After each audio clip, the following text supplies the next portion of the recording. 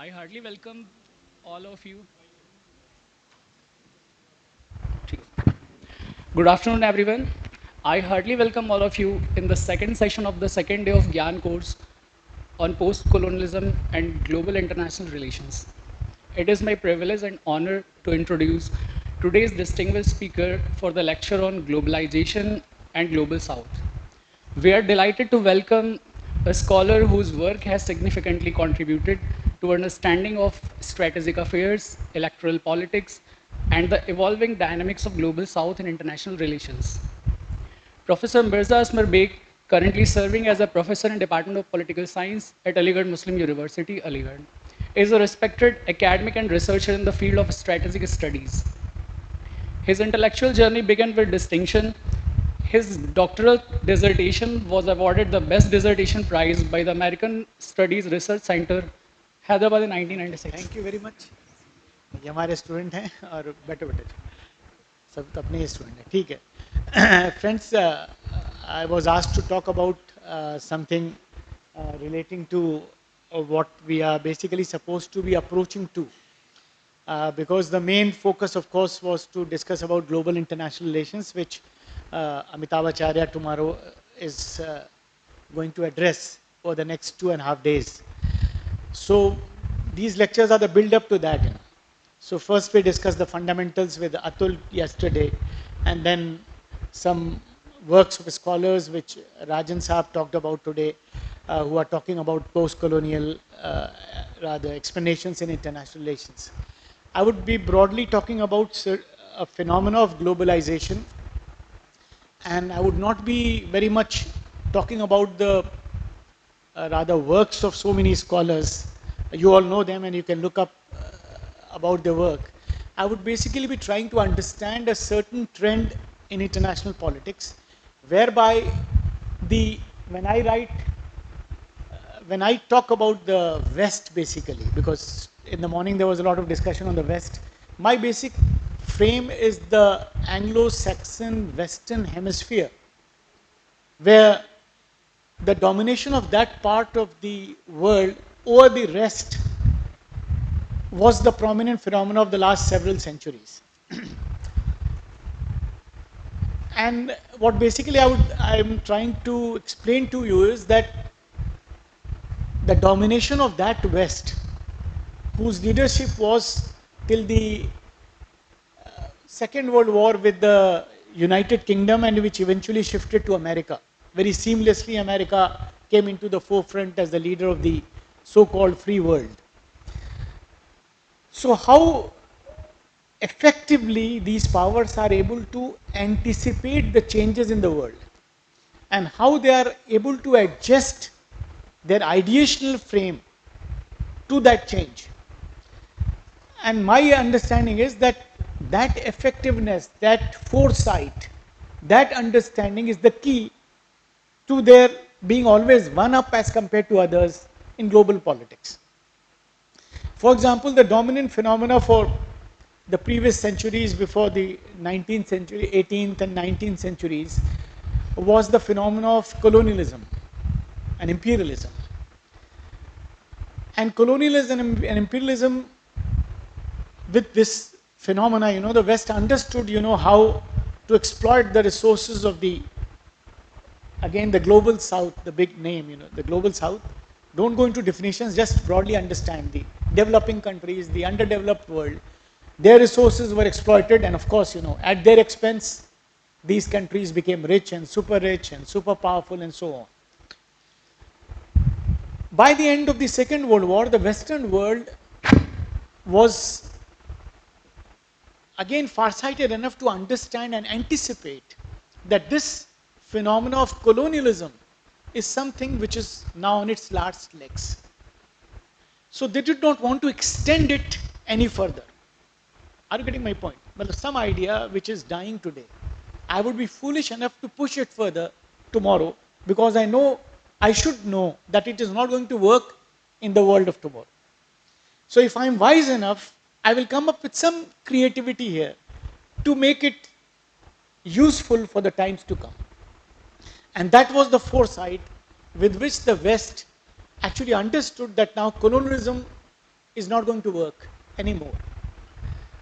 And we need to be creative enough to create some other frame to continue to do what we have been doing till now. Because that was their need, you know. Because without which they would not have continued to dominate the world. And that instrument, you know, of colonialism was not an instrument invented by colonialism. It was an instrument which was there since the advent of human civilization. That is the use of force. Since the time we know of human beings, we know that always the dominant and the more powerful have dominated the weak or the less powerful. And it has always been instrumentalized through the use of force, coercion, force.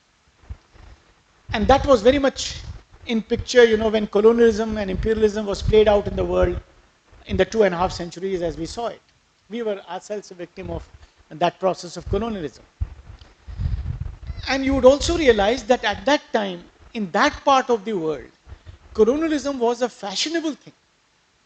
It was not a phenomena of which the Western countries were supposed to be apologetic, कि साहब हम कोई गलत काम कर रहे हैं.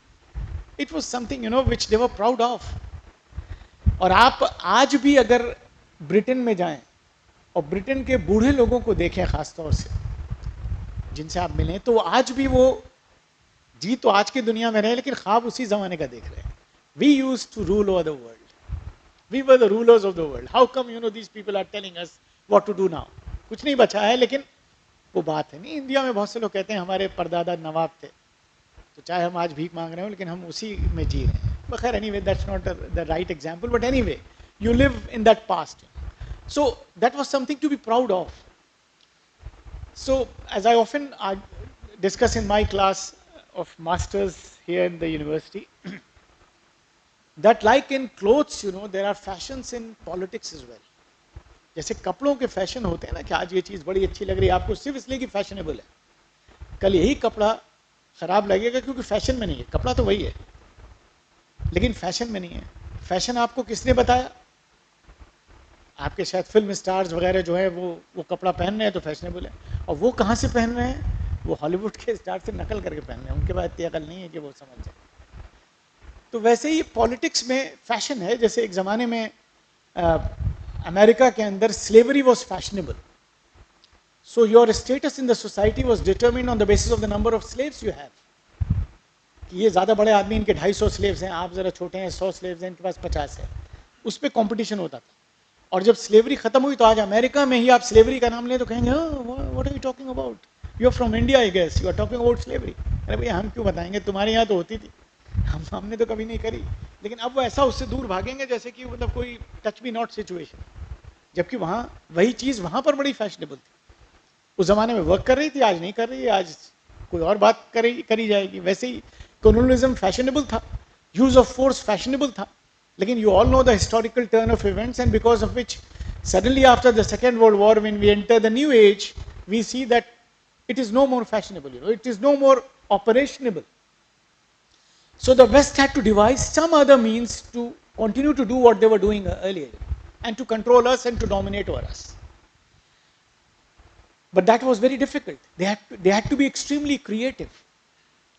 And creative they were. And they devised a means जिसको कहा जाता है the use of consent in international politics. तो अभी तक तो coercion चल रहा था, अब coercion की जगह उन्होंने consent create किया. Now consent is an idea which is easier said than done. मैं अगर कहूँ कि आप सब लोग अपनी मर्जी से अपने जेब में जितने पैसे मुझे भी दे देंगे, तो कोई दूसरा आदमी जो मेरे दोस्त ये कहेंगे परवेज ये क्या कह रहे हैं आप, ऐसे कैसे होगा.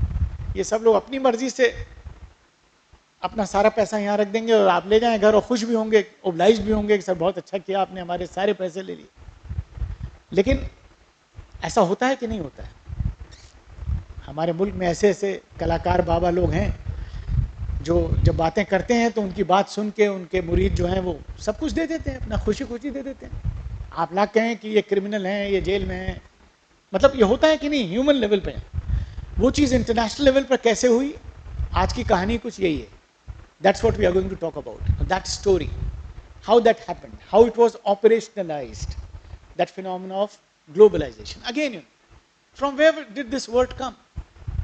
चलो ये भी करना होता है इसमें, we are not use to pressing this, क्या है यार, चलो ठीक है कुछ है इसमें, हाँ अच्छा वही बात है जो मैं कह रहा था, why they needed to do this anyway, इससे बात ब्रेक हो जाती है। इशू ये है कि ये टर्म जो ग्लोबलाइजेशन का जो मैंने अभी लिखा था, ये आया कहाँ से और क्यों आया, सबसे बड़ा सवाल ये टर्म जो आया है, when it came there were some features of its entry into the global sphere. How it entered, why it entered, these are very important questions. And who brought it? Of course, we all know it came from there. It didn't come from India. मतलब in the modern world अब लोग उस पर लिखते हैं किताबें, कुछ trace करते हैं, वो वहाँ भी था और एंशियंट इंडिया में भी था और फलाने था, उस ग्लोबलाइजेशन की बात नहीं हो रही है। इस वक्त 20th century में क्यों आया ये? तो when it came in the 20th century, it came with a certain very defined purpose, which was there in the minds of people there in the West, especially sitting in America, that they wanted to have something which was acceptable to you and which was the same concoction as was colonialism. But you all as countries of this world have rejected colonialism. You hate it, you abhor it because it has done so much of injustice against you, और हम सब उस पर इतने पीड़ित हुए और हमने इतनी मेहनत से अंग्रेज भगाए और सबने किसी न किसी को भगाया, तो अभी तो आप आज़ाद हुए हैं, फिर हम आपसे कहें कि साहब कोलोनियलिज्म को एक्सेप्ट कर लो, why will you do that? तो हमने क्या किया, we created a new concoction, rather before creating the new concoction we decided to market that concoction. वो कॉन्कॉक्शन मार्केट हुआ किस नाम से? ग्लोबलाइजेशन के नाम से। ग्लोबलाइजेशन की मार्केटिंग कैसे हुई? एग्जैक्टली ऐसे जैसे किसी नई प्रोडक्ट की आपकी मतलब दुनिया में मार्केट होता है, एग्जैक्टली वही चीज है। एडवर्टाइजिंग के सारे वही प्रिंसिपल्स हैं। जैसे किसी नई कार, मैं ऐसी एग्जांपल दे रहा हूं, कोई नई कार लॉन्च होती है फॉर एग्जांपल किसी कंपनी की, तो अक्सर उसका एक ऐड ऐसा आता है कि हम आप पढ़े लिखे लोग जो हैं, एमए पीएचडी किए हुए, हमें भी समझ में नहीं आता, तो अक्सर हम आपको लगता है हमारे समझ में नहीं आ रहा तो किसके समझ में आएगा? उसमें कोई घोड़ा बना हुआ है, कुछ और है, मतलब कार से कोई ताल्लुक नहीं उस ऐड का। वो बनाने वाला हमसे ज्यादा अक्लमंद है, वो चाहता ही नहीं कि आपकी समझ में आए। आप बात समझे इसको? क्योंकि अगर चीज आसानी से आपकी समझ में आ जाएगी तो फिर तो समझ में आ गई, ठीक है, it's what it.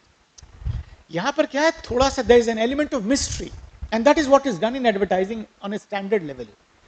They are creating a very mysterious ad which is very glamorous and attractive as well. So you are attracted towards that ad. It is so glamorous, so attractive, so enticing. आप उसे attract होते हैं, लेकिन आप उसको समझ नहीं पाते. There is some deliberate mystery woven in the ad, and that creates more curiosity in your mind. But they are not going to satisfy that curiosity. मैं स्टैंडर्ड एग्जांपल दे रहा हूँ, ऐसा नहीं कि आप कहें इसमें तो ऐसा नहीं हुआ था। 4-5 दिन तक या 10 दिन तक वैसे ही ऐड आएगा, उसके बाद एक और ऐड आएगा जो थोड़ा सा उसको खोलेगा, जिसमें आप शायद गेस कर सकते हैं कि ये ऐड शायद कार या मोटरसाइकिल का या शेविंग ब्लेड का भी हो सकता है। मतलब अभी आपको नहीं पता लग पा रहा है, क्योंकि उन्होंने अभी भी उस चीज को नहीं खोला। ये क्या है, आपकी जो क्यूरियोसिटी उसको बढ़ा रहे हैं, और धीरे धीरे करके काफी दिनों बाद, जितने दिन बाद उन्होंने प्लान आउट किया है, वो प्रोडक्ट स्ट्रेट अवे आपके सामने आएगा, that this is a new car being launched by any company whatsoever.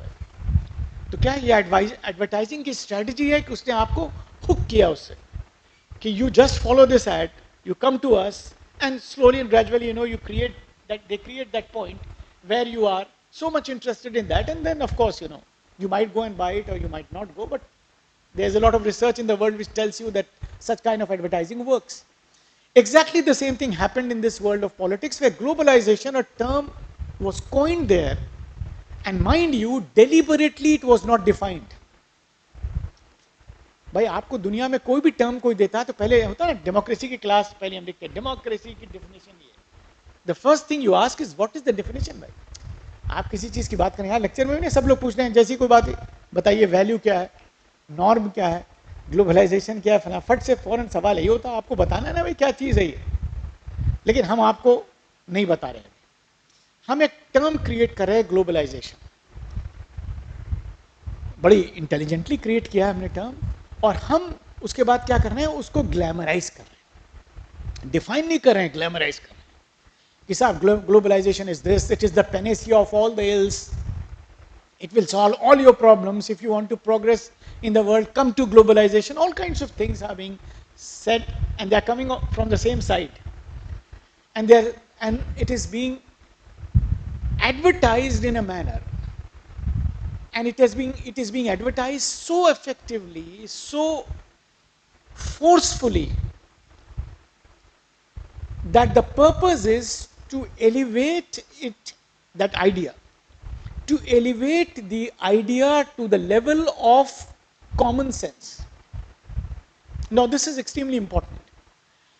When that idea turns into common sense, and the moment that idea turns into common sense, it is my ultimate victory. वही जो कल आपसे अतुल बता रहे थे ना कि आप तैरना सीख रहे हैं और आप सीख गए, तो एक मोमेंट है जिसमें आप डूबते डूबते तैरने लगे, तो वो मोमेंट है जिसमें हमारा आइडिया जो मैं आपसे बताना चाह रहा हूं वो कॉमन सेंस बन गया. क्या फायदा है किसी आइडिया को कॉमन सेंस बनने में? That is very important. Any idea is always contested. मैं कुछ बोलूंगा, आप में से 10 लोग खड़े होंगे, सब ये बात कैसे करें आप, ऐसा तो नहीं है, इंडिया तो ऐसा पावर नहीं बना है अभी, इंडिया में तो ये नहीं है, फला जगह ये नहीं है, वहाँ ये नहीं है, सब हर चीज़ कंटेस्ट हो रही है. लेकिन अगर मैं ये कहूँ, अगर आप लोग छोटे बच्चे हों और मैं आपको क्लास में आके बताऊँ कि बेटा देखो ऐसा है कि सच बोलना चाहिए, सच बोलना अच्छी बात है. किसी का सामान जो बच्चों की क्लास में होता है, कोई मॉरल साइंस का मैं टीचर हूँ, आपको पढ़ा रहा हूँ तीसरी क्लास में, दूसरी क्लास में, या किसी भी क्लास में, जो जो अच्छी अच्छी बातें आपको घर में भी बताई गई वो मैं आपको बता रहा हूँ. कोई बच्चा उसको कॉन्टेस्ट नहीं करेगा. लेकिन इमेजिन कीजिए कि आप एमए की क्लास में आए मेरे पास और मैं इसमें से कुछ चीज़ें आपको बताने लगूँ, तो चाहे कुछ को लगेगी कि बड़ी एलिमेंट्री है, लेकिन कोई बच्चा उसको कंटेस्ट नहीं करेगा. कोई बच्चा खड़े होकर कहता है कि सर क्यों सच बोलना चाहिए, तो बाकी सब उसको घूर रहे होंगे, क्या हो गया इस बच्चे को, मतलब ठीक है, मतलब ये कौन सा सवाल आप पूछ रहे हैं. क्लास के बाद भी कहेंगे भाई तुमने ये क्यों सवाल पूछ दिया सर से, ये कुछ पूछने का सवाल था, ये तो सारी दुनिया जानती है कि ऐसा होना चाहिए. तो जब आप कहते हैं सारी दुनिया इस बात को जानती है, सारे लोग इस बात को जानते हैं, वो बात कॉमन सेंस होती है. आप कहते हैं कॉमन सेंस किसी को क्या बताना. सर को कॉमन सेंस नहीं था कि क्लास में आकर मेज पे बैठ गए, बैठने की जगह तो कुर्सी है, ये कहते हैं ना. वैसे आपको कॉमन सेंस नहीं. मेहमान के सामने, घर में नहीं डांटते हम बच्चों को, अरे वो मेहमान आए तो उसके सामने तुम ऐसे बात कर रहे थे यार. कॉमन सेंस नहीं, मतलब common sense is so commonly used, but the important thing about common sense is that it is very dangerous in the political arena. Imagine these are common moral issues. ये बोलना चाहिए, नहीं बोलना चाहिए, लेकिन आप इमेजिन कीजिए जब कोई पॉलिटिकल आइडिया कॉमन सेंस बन जाए तो कितनी खतरनाक है. क्योंकि पॉलिटिकल आइडिया जो है वो हमेशा किसी ने बनाई है किसी पर्पस से. आपने रॉबर्ट कॉक्स को पढ़ा होगा आपके स्टूडेंट्स ने, theory is always for someone for some purpose.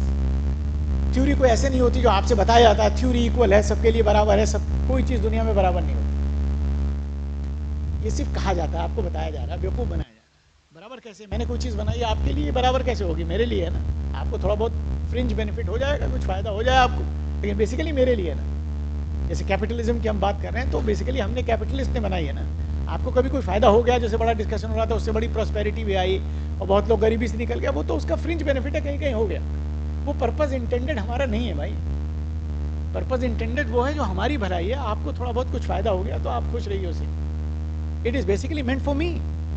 So the point basically is that the moment an idea is elevated to the level of common sense, it becomes very dangerous because then you can't dispute it. आप common sense पे सवाल नहीं खड़ा कर सकते, common sense से argument नहीं कर सकते. कॉमन सेंस को सिर्फ मानना है. सच बोलना अच्छी बात है, मान जाओ. बड़ों की इज्जत करना है, मान जाओ. किसी का सामान बगैर पूछे नहीं लेना है, मान जाओ. ग्लोबलाइजेशन को भी मान जाओ. दोनों में बहुत फर्क है. लेकिन देखिए कितनी खूबसूरती से मैंने अपनी बात को आपके बगल में पार्क कर दिया, जो एक बहुत ही, अभी डेंजरस क्यों कहें इसको, मतलब एक चीज़ है जो फॉरेन है. ग्लोबल कॉमन सेंस, इट्स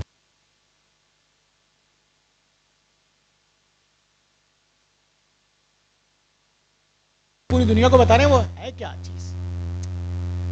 मतलब है भी, बहुत लोग बता रहे हैं, ऐसा नहीं कि उसको डिफाइन नहीं कर रहे हैं, लेकिन सबकी डेफिनेशन अलग अलग हैं. और वो जो सारी डिफिनेशंस हैं डिफरेंट हैं. कोई इकोनॉमिक फील्ड की डिफिनेशन है, कोई कह रहा है कि globalisation is akin to liberalisation, privatisation, कोई कह रहा है globalisation is akin to deterritorialisation, कोई कह रहा है it is the same as internationalisation, कोई कह रहा है it is the same as westernisation. सब अपनी अपनी बात कह रहे हैं और वो कह रहे हैं सब सही है, सब सही है, कोई गलत नहीं है, मतलब सब कुछ है, इट इज ऑल इंक्लूसिव, आप सब आ जाओ.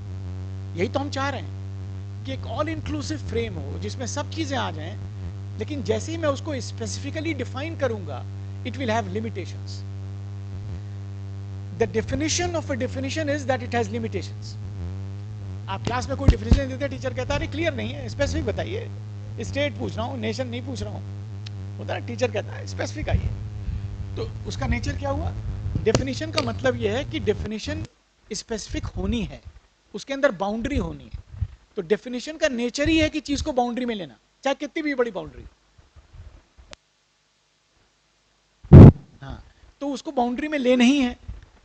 हम यहाँ क्या कर रहे हैं? हम डिफाइन ही नहीं कर रहे हैं, बाउंड्री नहीं बनवा रहे हैं हमारी जमीन की. हम शहर के बड़े बदमाश हैं, ये जमीन हमारी है, तो अड़ोस पड़ोस वाली भी सब हमारी है. जहाँ बाउंड्री बनी फिर तो आप लोग बच जाएंगे ना, हम बनाएंगे नहीं बाउंड्री डेलिबरेटली. आपकी इतनी हिम्मत नहीं कि आप बना लें बाउंड्री, क्योंकि बाउंड्री तो हम ही बनाएंगे, हम पावरफुल है. तो हमने एक कॉन्सेप्ट दे दिया जो ये है, सब ऑल इंक्लूसिव कॉन्सेप्ट है, उसमें सब कुछ है, या जो कुछ है जो हम कहेंगे, और हमने उसको पूरी दुनिया में एडवर्टाइज किया. अब वो ग्लोबल कॉमन सेंस बन गया.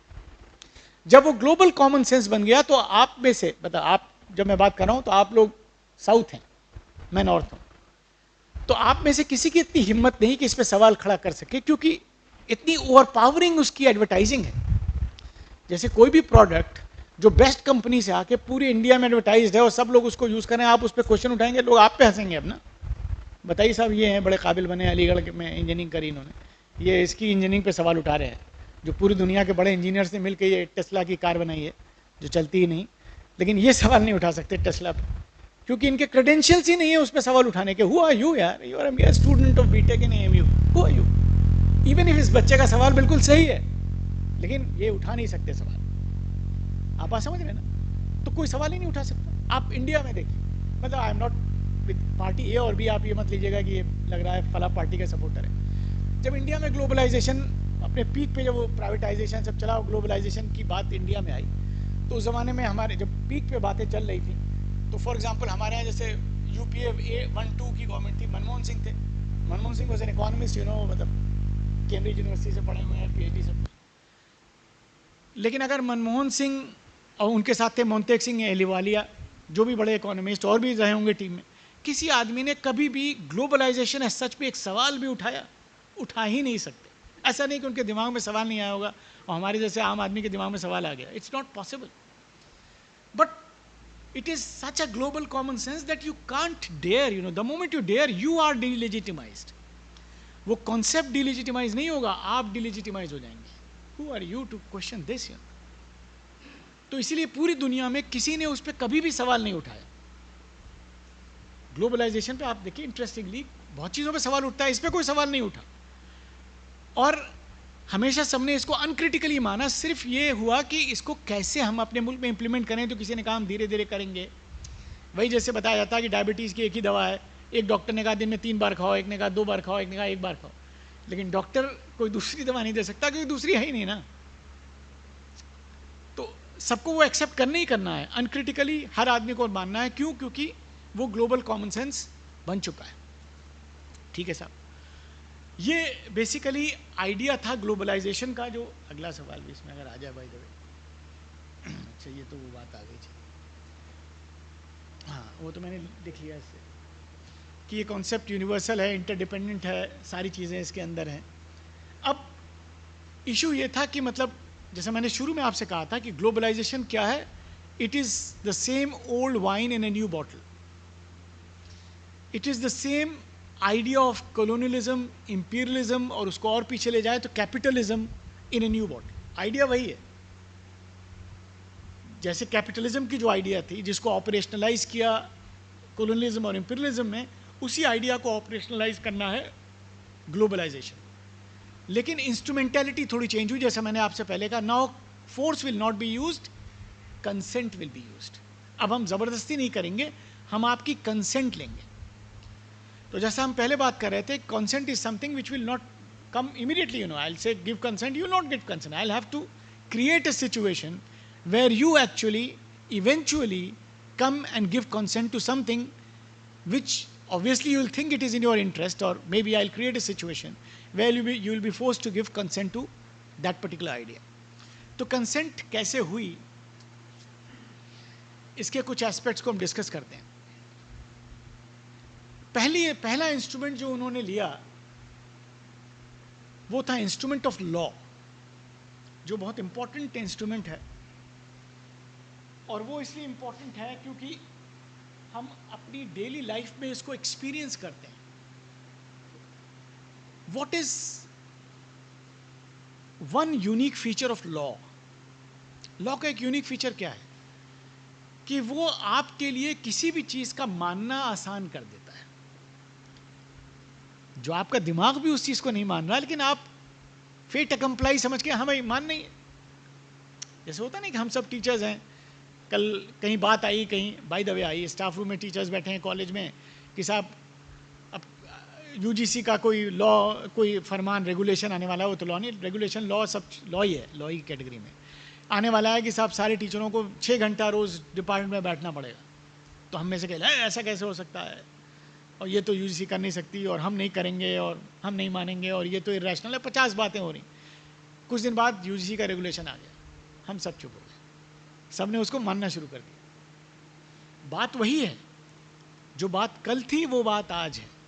फर्क क्या हुआ कि आज वो लेजिटिमाइज हो गई, लीगलाइज हो गई. So the moment something is legitimized and legalized, it makes it easier for us to follow it. ये एक लॉ का वसूल है, यूनिवर्सल वसूल है. तो जैसा पहले हमने डिस्कस किया कि वेस्टर्न हेमिस्फीयर में लीडरशिप सीमलेसली शिफ्ट हो गई अमेरिका को, और अमेरिका ने along with its allies, because but anyway America was way and shoulders ahead all of them, क्योंकि ज़्यादातर यूरोपियन कंट्रीज़ की इकोनॉमी शैटर हो गई थी वर्ल्ड वॉर 2 में. अमेरिका ने सबको रिबिल्ड किया, तो उसमें किसी की कोई हैसियत नहीं थी कि अमेरिका को कुछ बताए. तो अमेरिका ने डिसाइड किया कि साहब हम सबसे पहले इस लॉ को यूज़ करेंगे, इस लॉ की लॉजिक को यूज़ करेंगे to make that these countries eventually do what we want. So anything and everything what we want you to do, we will make it legal. So we will not tell you what to do, that law will tell you what to do. जो कल discuss हुआ था Bretton Woods institutions, तो America ने सबसे पहले क्या किया, ब्रेटन वुड्स इंस्टीट्यूशंस बनाए, IMF, वर्ल्ड बैंक, गैट, उसके बाद जो बना general agreement on trade and tariffs. इसके पीछे लॉजिक क्या थी? यही लॉजिक थी कि साहब हम दुनिया के अंदर, तो इस वक्त अमेरिका रिचेस्ट कंट्री था ही सेकेंड वर्ल्ड वॉर के इमीडिएटली आफ्टरवर्ड्स, लेकिन अमेरिका का ये था कि अब दुनिया में हमारी जो डोमिनेंस है और हमारे जो भी एलाइज होंगे या हैं, उनकी डोमिनेंस तभी होगी जब ये पूरा इकोनॉमिक सिस्टम दुनिया का जो है वो हमारे हिसाब से चले. जो पहले कॉलोनियलिज्म में ज़बरदस्ती चल रहा था, now we will ensure that all of you do all the things which we want you to do, not by the use of force but by consent. So they created these institutions, and you all know that developing countries, or this global south countries, whatever you call them, these countries were in need of money and resources. They had to go to these international financial institutions, and when they went for money to these financial institutions had conditionalities. आज भी कोई आपको 1000 रुपये 5000 रुपये देता है तो उसकी भी कंडीशंस होती हैं. यहाँ तो मिलियंस दे रहे हैं, तो कंडीशंस तो होंगी conditions. And interestingly these conditions were not only economic conditions. Usually the understanding is that when you will go to a bank or a financial institution to get some money for yourself or for some institution or for the country for that matter, there would be economic conditions. But here all kinds of conditions, even political conditions, were attached to those loans which these countries were going and taking from these international financial institutions.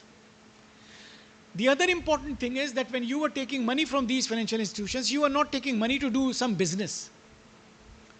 कभी कभी ऐसा होता है कि जैसे आपने यहाँ पर बैंक से पैसा लिया बिजनेस करने के लिए, तो बिजनेस हमारा चल भी सकता है, हम अच्छे पैसे भी कमा सकते हैं, फिर हम पैसा वापस कर देते हैं, फिर अपनी ज़िंदगी आगे बढ़ती है. हो सकता है उस लोन से हम इकोनॉमिकली बहुत प्रॉस्पेरस भी हो जाएं. All kinds of possibilities are there, but some of us might even default on payment of loans. when we are not very discreet. It happens. But here the important thing is that all of you were bound to default. Important चीज़ ये भी है, हमें मालूम है कि आप में से जो पैसा ले रहे हैं कोई भी हमारा पैसा वापस नहीं कर पाएगा आसानी से. क्यों? Because none of you are taking money from me for doing business. You are taking money for expenditure in your country which is dead investment. आपको रोड्स बनानी है, आपको हॉस्पिटल्स बनाने हैं, आपको सब कुछ बनाना है अपने मुल्क में, पावर्टी एलिवेशन के प्रोग्राम चलाने, कुछ भी चलाना है, वो सब डेड इन्वेस्टमेंट है, उसमें कोई पैसा वापस नहीं आ रहा. So when you take money from us, you are bound to default and the noose around your neck is going to get tighter because you are not going to be able to pay us. And of course the interest is there, and then eventually, as you all know, you are all going to be in debt trap. क्योंकि आप पे नहीं कर पाएंगे, फिर interest भी पे नहीं कर पाएंगे ज़्यादातर लोग, और फिर हमारी ट्रैप में आते जाएंगे. और कुछ दिनों के बाद जब हम आपसे उसका कई गुना पैसा वसूल कर लेंगे तो हम बड़े मैग्नानिमस होकर आपको शायद माफ़ भी कर दें. ये भी होगा. तो क्या होगा? फिर आप दूसरा लोन लेंगे, जो हुआ सबने किया, और आप तीसरा लोन लेंगे. सारे लोन्स आप लेते जाएंगे और हमारे चंगुल में लीगली आप आ रहे हैं. मतलब जैसे गांव के महाजन में पहले ज़माने में इंडिया में होता था, आज भी फोर्स लेबर क्या होता था कि एक बार मैंने कहीं 100 रुपये ले लिया, मेरी बच्ची की शादी है, 200 गांव के ज़मींदार से, तो फिर ज़िंदगी भर का हो गया वाला. फिर मैं काम कर रहा हूँ, मेरा बेटा कर रहा है, फिर उसका बेटा ज़िंदगी, और आपके हिसाब में पैसा उतना ही है क्योंकि हम रिपे ही नहीं कर पाएंगे. एग्जैक्टली वही लॉजिक वहाँ है. ज़रा यहाँ एलिमेंट्री थी. यहाँ आप कह सकते हैं जो अमिताभ आचार्य साहब से कल कि इंडिया से उन्होंने सीखा ये, क्योंकि हमारे यहाँ तो एंशियंट ज़माने से ये सिस्टम चल रहा है जो अमेरिकन ने 20th सेंचुरी में किया. तो एक क्रॉस कल्चरल एक्सचेंज हो गया incidentally. Anyway, that is on a lighter note. तो the point basically is that this is what was happening. And then law का दूसरा एस्पेक्ट आप देखिए. एक तो ये फाइनेंशियल लेंडिंग इंस्टीट्यूशन से गैट जो है, अब गैट क्या था? Global agreement on trade and tariffs. सारे रूल्स बनेंगे ट्रेड एंड टैरिफ्स के, सारे रूल्स हम बनाएंगे. तो दुनिया में जो भी ट्रेड और टैरिफ होगा हमारे रूल्स के हिसाब से होगा. And again the same thing, if I make the rules they are going to benefit me. और आज तक आप देख रहे हैं कि उसके बाद जो उसका री इनकारनेशन WTO आ गया 1995 में, तो all the things which are being done there, they are all what you know, they are all rules which are there to regulate how these things happen. और वो रूल्स, जैसे बाद में उस ज़माने में इतना पेटेंट्स और कॉपीराइट्स का इशू नहीं था जब गैट बना था. जब WTO आया तो ये सारी चीज़ें आ गई, copyrights, patents, intellectual property rights. फिर उन्होंने सारी चीज़ें उसी हिसाब से रेगुलेट कर दी, और कितनी अच्छी तरह आपको उन्होंने इंसर्कल किया सारे कंट्रीज़ को. जैसे मैं आपको इंडिया का एग्जांपल दूं. इंडिया में क्या हुआ? मतलब अगेन यू नो, ये चीज़ इतनी सिंपल नहीं, लेकिन मैं सिंपली एक्सप्लेन कर रहा हूँ just to give you the broad picture. Actually that is not the real picture because there are some nuances in this, but anyway, just to understand, India basically used to follow the process patent idea. Patent में एक process patent का principal है कि हम उस process का patent दे रहे हैं जिस प्रोसेस से ये दवा बनी है. For example pharmaceutical drug. तो हम क्या करते थे कि एक प्रोसेस से कोई दुनिया में कोई बड़ी अच्छी दवा बनी, किसी लाइफ सेविंग मेडिसिन बनी, कहीं अमेरिका में, कहीं मर्क ने बनाई, किसी कंपनी ने बनाई, हम यहाँ लाए. इंडिया की फार्मास्यूटिकल इंडस्ट्री काफ़ी अच्छी थी पहले भी, आज भी है. हमने उस ड्रग को प्रोसेस किया लेबोरेटरी में और उसकी प्रोसेस को समझा और फिर दूसरी प्रोसेस से वही दवा बना दी. पेटेंट को अवॉइड कर लिया, वो दवा बहुत सस्ती बन गई. और हमारे जैसे गरीब कंट्री में हमारे गरीब लोगों को दवा बहुत सस्ते पैसे में मिल गई जो अमेरिका में इतनी महंगी थी. तो हमारे लिए तो बहुत अच्छी चीज़ थी. हम एक सोवरेन कंट्री है. How can somebody tell you to change your law? आप इमेजिन कीजिए कि अगर पहले का ज़माना होता और अमेरिका हमसे करता कि आप पेटेंट लॉ बदल दीजिए, तो हम बदल देते थे आसानी से. सारे लोग सड़क पे आ जाते, सारी पार्टी चिल्ला रही होती, who are you to tell us what to do. Now you see how, मैं ये एग्जांपल इसलिए दे रहा हूँ कि कितनी आसानी से आपका हाथ मरोड़ा जा सकता है, कितनी आसानी से आप मेरी बात मान जाएंगे जो 100% आपके इंटरेस्ट के अगेंस्ट है. अमेरिका ने क्या किया? WTO में ये इशू उठाया कि साहब क्योंकि पूरी दुनिया एक है, जाहिर सी बात है, आज तो एक हो गई है, हम ग्लोबलाइजेशन के दौर में गुजर रहे हैं, तो सबका लॉ एक होना चाहिए, तभी तो अच्छे से काम होगा. लॉ एक होना चाहिए. जब हम ये कहते हैं कि सारे लोग इस क्लास में एक बात पे एग्री करेंगे, तो वो बात आयशा या परवेज साहब की नहीं होगी, वो बात मेरी होगी. एक बात पे एग्रीमेंट होगा, लेकिन वो आपकी बात नहीं होगी, मेरी बात होगी. कहा यह जाएगा कि हम सब इस बात पे एग्री कर गए. Vice chancellor is sitting here and all the teachers are sitting here. Agreement क्या होगा? वही होगा जो वाइस चांसलर साहिबा चाहती हैं, आपकी बात थोड़ी मानी जाएगी। लेकिन ये बाहर प्रेस को बताया जाएगा, all the teachers of the university in consultation with the vice chancellor have decided to cut their necks and give it in the feet of the vice chancellor. यही तो होगा। This is what it is exactly, this is what happens here elsewhere as well. और यहाँ भी वही हुआ, उन्होंने ये सबको एक हल्का सा नोट दे दिया। जैसा स्कूल में हम लोग बच्चों के नहीं, स्कूल में मेरे बच्चे तो बड़े हो गए, जब छोटे बच्चे थे स्कूल से बस एक छोटी सी स्लिप आ जाती थी, टूर टू आगरा, पे 2000। अब हमको लग रहा है आगरा जाने के 2000 क्यों, लेकिन अगर ये सवाल का जवाब चाहिए तो बच्चों को स्कूल से निकाल दो, क्योंकि सवाल नहीं पूछ सकते आप। आजकल आता होगा पे 10,000, लेकिन आपको देना है, नहीं देना है तो अपने बच्चे को निकाल लीजिए स्कूल से, सिंपल एज दैट, जो आप कर नहीं सकते। एग्जैक्टली यहाँ पे यही है, सेम लॉजिक। आप WTO से बाहर गए तो जो थोड़ा बहुत पैसा आप कमा रहे हैं वो भी नहीं कमा सकते, तो आपको WTO में रहना है, और जब रहना है तो जो हम कह रहे हैं वही करना है। और हमने एक स्लिप भेज दी कि your country has to do whatever you need to do, but you have to follow the product patent, जो उन्होंने बताया। मतलब ये दवा आप बनाएंगे किसी भी फॉर्मूले से तो आप पेटेंट को अवॉइड नहीं कर सकते, you have to follow the same patent, that patent, मतलब you can't avoid that patent. तो जब हमने फरमान भेज दिया तो हर मुल्क को अपना पेटेंट लॉ चेंज करना, जो भी सिस्टम आपका हो, डेमोक्रेसी हो, ऑटोक्रेसी हो, मिलिट्री डिक्टेटरशिप हो, पाकिस्तानी तरह कुछ भी हो, मानना है, मानिए। अब क्या हुआ, हमारे मुल्क में जैसे आया, हमने फ़ौरन एक हफ्ते के अंदर पार्लियामेंट के सेशंस हुए और फ़ौरन लॉ पास हो गया। उस ज़माने में कलाम साहब इंडिया के प्रेसिडेंट थे, 2005 की बात है, उन्होंने उसी शाम में उस पर साइन कर दिया। आमतौर से प्रेसिडेंट इतनी जल्दी साइन नहीं करते, लेकिन इतनी जल्दी थी क्योंकि वहाँ से आ गया था, जल्दी से भेजिए।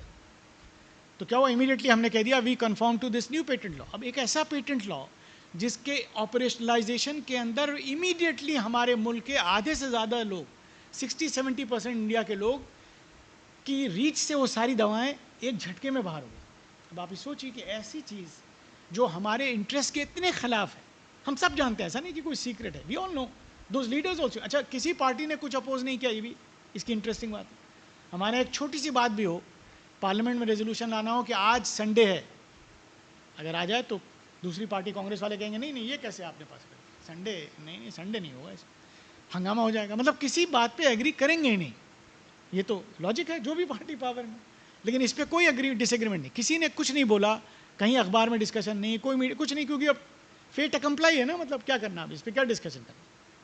तो इतना फार रीचिंग इफेक्ट का डिसीजन आप सोचिए।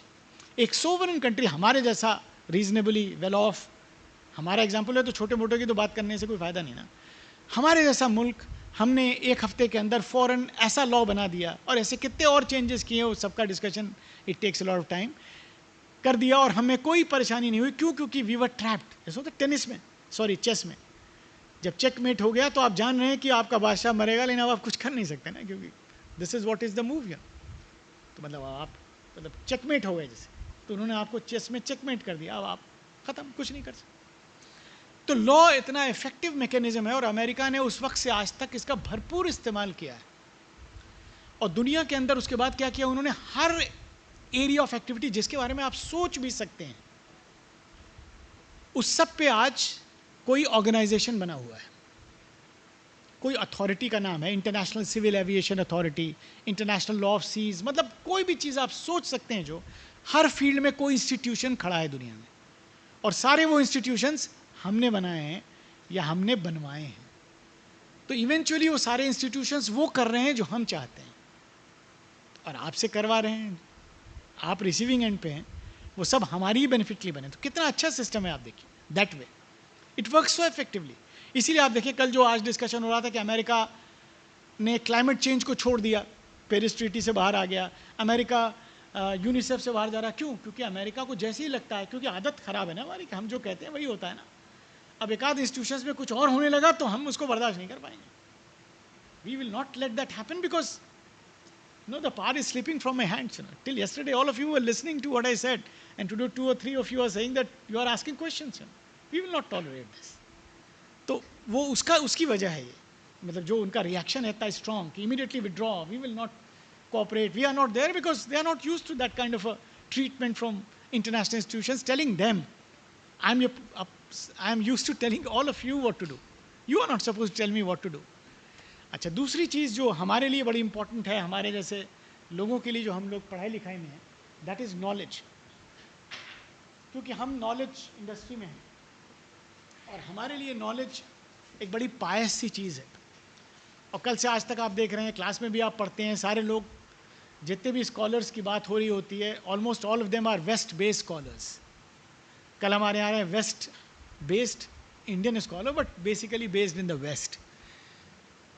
तो सारी बातें वहीं से तो आ रही है, सारा विजडम वहीं से आ रहा है वैसे। I don't contest that. There are some good things also that would be coming. But the point basically is that you have to look at all that knowledge against the frame of this idea which I'm going to explain to you. ये चीज़ 1945 में ही decide हो गई थी। Of course ऐसी कोई नहीं कि meeting कब हुई थी, आप डेट बताइए, डेट नहीं है, मतलब आप समझ सकते हैं ऐसा हुआ हो कि वेस्ट ने ये डिसाइड किया कि साहब नॉलेज आज तक दुनिया में बड़ी पायस सी चीज़ रही है। नॉलेज अलग है, पॉलिटिक्स दुनिया की अलग है।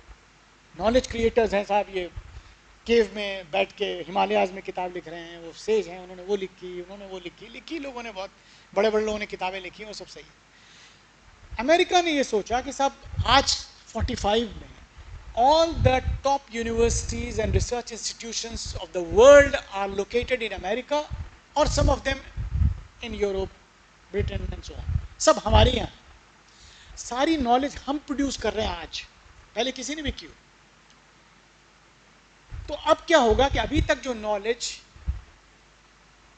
इतनी सेक्रेट थी, इतनी पायस थी, अब जो नॉलेज प्रोड्यूस होगी that will be consistent with our economic, political and strategic interest. मतलब आज के बाद हम जो नॉलेज, क्योंकि हमारा एडवांटेज है, आप ये नहीं सोच सकते, मैं सोच सकता हूँ क्योंकि मैं क्रिएट कर रहा हूँ, आप तो कर ही नहीं रहे हैं। तो हमारा जो ये एडवांटेज है उसको हमको लिवरेज करना है और हमको इस नॉलेज को अब अपने सारे इंटरेस्ट के साथ कंसिस्टेंट बनाना है। That in the times to come all knowledge will be consistent with our interest. So that was the day, that was the time when the innocence of knowledge was lost. मैं इसलिए आपसे क्यों ये बात बताऊँ, इसलिए कह रहा हूँ, जो हम लोग बड़े बड़े स्कॉलर्स को कोट करते हैं ना, फलां ने ये कहा था, तो वो बात भगवान या अल्लाह मियाँ कैसे नहीं आ रही। वो सब बड़े समझदार लोग हैं और वो जो भी बात उन्होंने लिखी है बहुत सोच समझ के लिखी है। तो वो इनोसेंट नॉलेज नहीं है जिसको हम बड़ा ब्लाइंडली कह रहे हैं ना कि फला स्कॉलर ने ये बात कही। उसका एक पर्पस है, there is a purpose behind every idea and knowledge. No idea in the world is neutral. Herbert Marcuse ने कहा था ना, no idea in the world is neutral and he can't be more right. दुनिया में कोई idea neutral हो ही नहीं सकता। It's always in favour of someone and at the cost of some others. जैसी कोई चीज मेरे फेवर में होगी, आपके अगेंस्ट होना उसकी इनहेरेंट लॉजिक है। ऐसा नहीं हो सकता कि मेरे फायदे में और थोड़ा आपके भी फायदे में, ऐसा नहीं हो सकता। तो आपके ही कॉस्ट पे मेरा फायदा होना है। तो यहां पर भी वही बात है, नॉलेज क्रिएशन जो है वो उसको जरा बड़ा क्रिटिकली देखना है। जैसे बचपन में कहते हैं ना, नॉलेज हम लोग बात करते हैं, बचपन में कहते हैं किताब में लिखा हुआ है। आजकल पढ़े लिखे लोग, प्रोफेसर लोग क्या करते हैं, मतलब टीचर लोग, हम सब जैसे, नॉट एनीबडी एल्स, फलां ने ये लिखा है, नॉम चॉम्स्की ने ये बोला है, फलाने ने ये बोला है। अरे भैया, किसी ने बोला, वो इंसान है और उसका एक कॉन्टेक्स्ट है। जब आप उसके पीछे जाएंगे तो आपको पता लगेगा कि उसने वो बात क्यों लिखी है आज की दुनिया में। तो उसको क्रिटिकली देखना है। एनीवे, तो उन्होंने क्या किया कि साहब नॉलेज को हमें यूज करना है अपने स्ट्रैटेजिक, इकोनॉमिक, पॉलिटिकल इंटरेस्ट में। और उसके मैं एक दो छोटे एग्जांपल्स आपको देता हूं जिससे आपकी समझ में आ जाएगा कि कैसे वो यूज हो रही। नहीं तो आपको लगेगा कि साहब ये तो ऐसे ही कह रहे हैं और ये तो सोशल साइंसेज में हो सकता है लेकिन नेचुरल साइंसेज में तो हो ही नहीं सकता। साइंस में तो 2 + 2 = 4 है, उसमें क्या पॉलिटिक्स आ जाएगी भाई, 4 ही होगा। नहीं, उसमें बहुत ज़्यादा पॉलिटिक्स उसमें भी है। और हमारे यहाँ तो खैर आसानी है, हम तो पॉलिटिक्स हैं ही। मैं आपको एक एग्जांपल देता हूँ इंडिया का ही। इंडिया का एग्जांपल देता हूँ फिजिक्स का, जो साइंसेज में भी सबसे आला साइंस है। इंडिया के अंदर दुनिया का सबसे ज़्यादा थोरियम इंडिया में पाया जाता है और न्यूक्लियर साइंटिस्ट का ये मानना है कि thorium if enriched to a particular level can eventually turn into uranium, that is enriched uranium U-235। ये साइंटिस्ट दुनिया भर के इस बात को मानते हैं। अभी हम वहाँ नहीं पहुँचे, लेकिन एक होता है ना कि पोटेंशियल, इसमें पोटेंशियल है। हमारी गवर्नमेंट उसमें काफ़ी पैसे भी इन्वेस्ट कर रही थी। एक्चुअली ये बैकग्राउंड है उस न्यूक्लियर डील का जो अमेरिका ने इंडिया को दी। अब आप देखें कि कैसे वो लोग काम करते हैं। आप ये सोचे से शेयर नहीं होता है, शिकार को बड़ा सोच समझ के अप्रोच करता है, ऐसे नहीं कि गए और पकड़े खा लिया, ऐसे थोड़ी बैठा हुआ है। तो this is how they do it. आप ये सोचिए कि 1998 में इंडिया ने न्यूक्लियर एक्सप्लोजन किया, अमेरिका सबसे आगे था इंडिया को क्रिटिसाइज करने में, साहब इंडिया ने ये कर दिया, India is a nuclear Pariya, they broke this moratorium and Dev created havoc, you know, now every country will do this, और हमने इतनी मेहनत से बचा रखा था, और इंडिया को हर तरह से लान तान की गई, बल्कि पाकिस्तान बच गया, उनको तो ये एक्सक्यूज मिल गया कि इंडिया ने किया था तो हमने भी किया, साहब हमारा तो कोई गलती तो इंडिया की है, और हमारे पर सारे रिस्ट्रिक्शंस लगे, missile technology control regime MTCR के तहत सारी मिसाइल टेक्नोलॉजी इंडिया को नहीं मिलेगी, अमेरिका ने सारे dual use technology items ban कर दिए, पूरी दुनिया हमारे पीछे लग गई, वेस्टर्न वर्ल्ड अगेन, कि साहब इंडिया बहुत बुरा है, इसने ये सब किया। 98 और 2007 में, बात तो 2004 से शुरू हो गई थी, मतलब 4-5 साल में आप कल तक मुझे मर्डर कर रहे थे, अब आप अपने घर हमारी शादी करना चाहते हैं, मतलब कोई बात होती है? मतलब इतना सडनली चेंज, इतना बड़ा चेंज 180 डिग्री का, मतलब जरा भी अकल हो तो इंसान सोचेगा ना, मतलब कि भाई क्या हो गया, कल मेरा सस्पेंशन हो रहा था, आज ऑर्डर आ गया कि साहब आप तो अपॉइंट हो गए चेयरमैन पॉलिटिकल साइंस की, अरे मतलब भाई क्या है यार, मतलब या ये हो या ये हो, दोनों बात कैसे सही हो सकती है? लेकिन इंसान की एक साइकोलॉजी होती है। अच्छा, एक भी इंपॉर्टेंट चीज़ है कि मुल्क जो है वो इंसानों से ही बनते हैं, तो मुल्क भी वैसे ही रिएक्ट करते हैं जैसे इंसान करते हैं, इसलिए हमको जैसे ही वो मिलेगा आप सब लोग हंसेंगे, लेकिन मैं नहीं हंसूंगा, मैं कहूँगा लग रहा है वाइस चांसलर को रात में ही पता लगा कि मैं बड़ा काबिल हूँ, इसलिए मुझे ऑर्डर मिला, न मैं उसकी लीगैलिटी को जाऊँगा, न मैं उसकी पॉलिटिक्स को समझूंगा, मैं दौड़ता भागा जाऊँगा उसको फौरन एक्सेप्ट करना, फिर उसके बाद जो गर्दन कटेगी वो बात अलग, लेकिन वो कर लूँगा, क्योंकि मुझे हमेशा इंसान को ये लगता है ना कि मेरे अंदर कुछ खूबी है जो ये लोग समझ नहीं पा रहे हैं। अब आप देखिए इंडिया के साथ एग्जैक्टली यही हुआ, ये हंसने की बात नहीं है, ये इंपॉर्टेंट बात है, इंडिया के साथ एग्जैक्टली यही हुआ कि वो अमेरिका, वो वेस्टर्न वर्ल्ड जो आपको हर तरह की बुरी लान तान कर रहा था, 4-5 साल के अंदर उसने कहा India is a very responsible part of all the countries who have nuclear technology, India is the most responsible and now we should do a civil nuclear deal with India, और सारी तारीफें इंडिया को होने लगी और हम खुश, क्योंकि America तारीफ कर रहा है तो खुशी होनी है, सब खुश, हर आदमी खुश, हर पार्टी खुश, मतलब खुशी का ये आलम था कि जब 2007 में ये डील हुई, अगेन इसमें कोई पॉलिटिकल बात नहीं, आप लोग उसको उस तरह मत लीजिएगा, कि जब 2007 में ये डील हुई, वेरी इंटरेस्टिंगली, तो उस वक्त मनमोहन सिंह प्राइम मिनिस्टर थे, लेकिन बातचीत शुरू हुई थी वाजपेयी जी की सरकार में, जिसमें बातचीत में आगे आगे जसवंत सिंह थे जो उसको नेगोशिएशन कर रहे थे उस डील के लिए।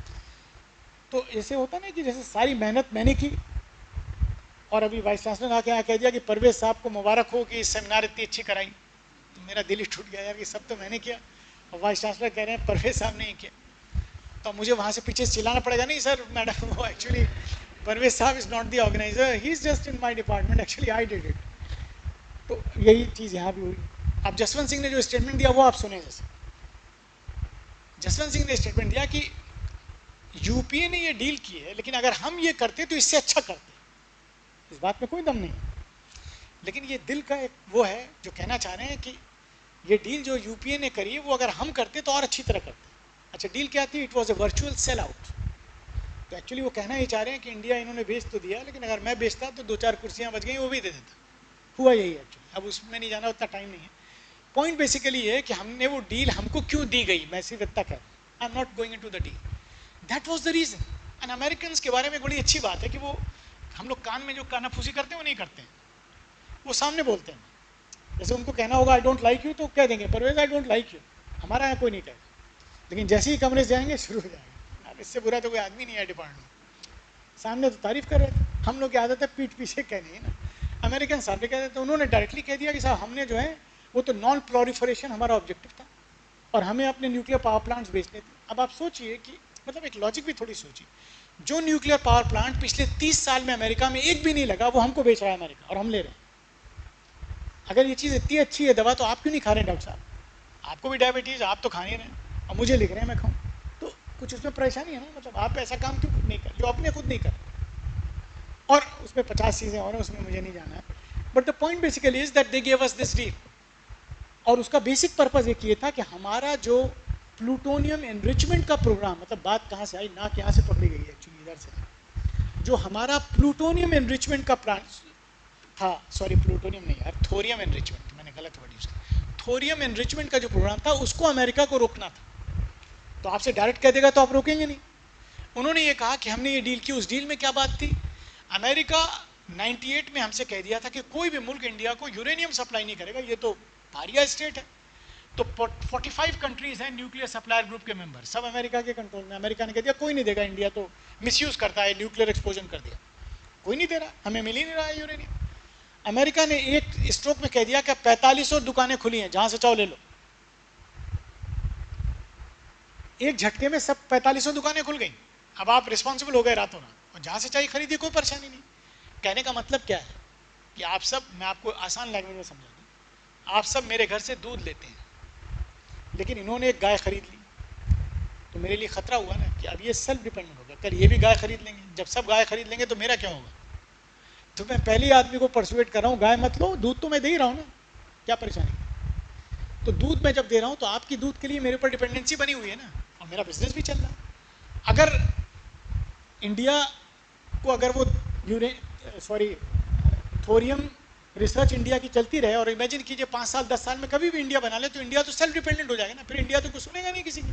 हमारे पास तो सब यूरेनियम खुद अपना है भाई, हमें आपका चाहिए नहीं। वो आपसे ये कह रहे हैं कि आप इस रिसर्च पे पैसा वेस्ट मत कीजिए। उन्होंने बताया भी, हमारे कई एक्सपर्ट्स ने आर्टिकल्स लिखे अखबार में, तो उनके पास इतना इन्फ्लुएंस है, वो आपके लोगों से भी वही कहलवा देते हैं जो हम चाहते हैं। अब यहाँ पे बुलाएंगे हम किसी को बोलने, तो वही बोलेगा ना जो हम कहेंगे, उसको पैसे वैसे दिए जाएंगे तो बोलेगा। तो आप एक्सपर्ट्स कह रहे हैं कि साहब it is a useless thing. जो साइंटिस्ट हमारे लगे हैं उस रिसर्च में, वो बयान दे रहे हैं कि government of India is wasting money. ऊपर से और प्रेशर्स, इंड्यूसमेंट, सारी चीज़ें, धीरे धीरे इस फंडिंग को खत्म कर दो, मतलब इस पर पैसा वेस्ट मत करो, यूरेनियम तो मिल रहा है ना, टेंशन लेने की क्या जरूरत। अमेरिका ने वो सारा खोल दिया हमारे लिए। तो खोलने का बेसिक पर्पज जो मैंने आपसे कहा ना, मतलब किस तरीके से नॉलेज को मैनिपुलेट करना है। जो नॉलेज हमारे पास है वो मोनोपोलाइज्ड रहे, और जो नॉलेज आपके पास आ सकती है, आ रही है, वो नहीं आनी चाहिए। We don't want that knowledge to come to. आप बात समझ रहे हैं कि नहीं? मतलब I think you are able to relate it. मतलब वैसे तो बहुत से examples, I don't want to go into. एक सोशल साइंसेस का भी दे दूं आपको, कुछ लोग अपने डिपार्टमेंट के बुरा नहीं मान जाए। ह्यूमन राइट्स का एग्जाम्पल दे देता हूँ। ह्यूमन राइट्स की भी यही चीज़ थी। 1990 तक हिंदुस्तान में ह्यूमन राइट्स वर्ड कोई एकेडमिक यूज ही नहीं करता था। अर्ली 90s में हमारे यहाँ again under the influence of the west, वहाँ से आती ना आइडिया पीछे, बेस्ट आइडिया, लेटेस्ट आइडिया। हमारे यहाँ भी सुप्रीम कोर्ट यूनिवर्सिटी में क्या ज़रूरी कर दिया, एनवायरनमेंट का पेपर एक हो, कल तनीदाब एनवायरनमेंट पढ़ाया जाएगा, फलानी चीज़ का पेपर हो, तो होता रहता है। वैसे वहाँ यूजीसी में प्रेशर पड़ा, यूजीसी ने कहा कि ह्यूमन राइट्स पढ़ाए जाए इंडिया में। अब कुछ सेलेक्ट यूनिवर्सिटीज़ को प्रपोजल दिया गया, पैसा दिया गया कि आप ह्यूमन राइट्स की चेयर शुरू करिए अपने यहाँ। हमारी यूनिवर्सिटी उसमें एक थी। हम इंडिया जैसे गरीब कंट्री में यहाँ तो फ्री में कुछ मिल जाए हम शुरू कर दें। कूड़ा स्टडीज़, उस पर भी पैसा मिल जाए हम शुरू कर देंगे, उसमें क्या पैसा मिलना चाहिए, हमारे भी सब ने शुरू कर दिया। अब उन्होंने फोर्स कर दिया आपको ह्यूमन राइट्स पढ़ाइए। सेलेक्ट यूनिवर्सिटीज़ में ह्यूमन राइट्स की चेयर दे दी, पैसा दे दिया, ह्यूमन राइट्स का प्रोग्राम शुरू करिए। मतलब कहने का मतलब ये कि वो जो चीज़ प्रायोरिटी उनके पास होगी, या उनके जो स्कीम में है, उसी चीज़ पर पैसा वो भी खर्च करेंगे, आप भी करेंगे। अक्सर हमारे यहाँ के लोग किसी स्कॉलरशिप में अप्लाई करते हैं, साइंसेज में भी होता है कि साहब मुझे फिजिक्स में फला फील्ड में रिसर्च करनी है, क्योंकि पिछले साल इनको स्कॉलरशिप मिली थी। जब मैं अप्लाई करूंगा तो पता लगेगा इस साल ये फील्ड नहीं है, दूसरी फील्ड खुली है। मतलब हमारा जो बहुत ब्राइट आदमी अमेरिका में रिसर्च करने भी जा रहा है, वो एक्चुअली उस फील्ड में रिसर्च शायद नहीं करे जो वो चाहता है, उसको उस फील्ड में करनी जिसमें पैसा हम रख रहे हैं। कल हम उसमें पैसा हटा देंगे तो उसको उसमें रिसर्च करनी पड़ेगी।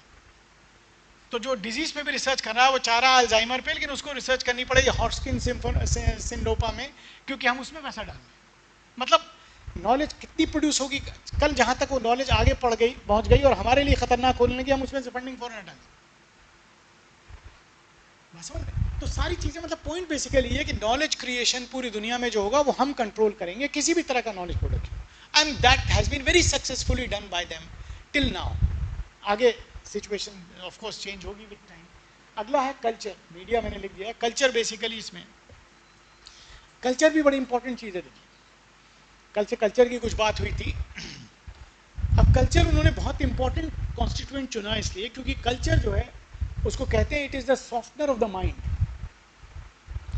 अगर इंसान कोई बात नहीं मान रहा है, जैसे हमारे यहाँ पहले था ना कि हमारे यहाँ बहुत से लोग कहते थे कि हम टीवी चैनल जो है वो बाहर वाले नहीं देखते, टीवी देखते हैं, इंडियन प्रोग्राम देखते हैं। इंडियन चैनल देखते हैं, इंडियन सोप ऑपराज देखते हैं, बाहर वाले नहीं देखते, उसमें बड़ा करप्टिंग इन्फ्लुएंस है, सब खराब है, वहाँ की वैल्यू आ जाएगी। सब दिमाग में बातें थी हमारे मासूम इंडियंस को पता ही नहीं कि वो सारे चैनल सब कुछ उन्हीं ने खरीद लिए हैं।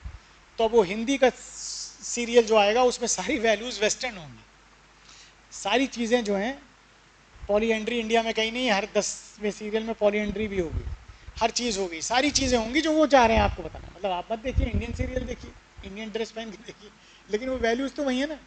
तो जो वैल्यूज़ हमारी हैं वो तो मीडिया के थ्रू आप तक आएंगी, क्योंकि पूरा ग्लोबल मीडिया वही कंट्रोल करते हैं। तो उसमें मैं नहीं जा रहा हूँ, उसमें कौन करता है वो दूसरी स्टोरी हो जाएगी, मैं ब्रॉडली आपको बता रहा हूँ, it comes from there. So they decided to control the global media, the global culture industry, and through that culture industry, they were able to control our minds. Because eventually, मतलब you live your culture, और आप देखिए कि किस तरह culture change होता है और किस तरह कल्चर हमारे बिहेवियर को अफेक्ट करता है।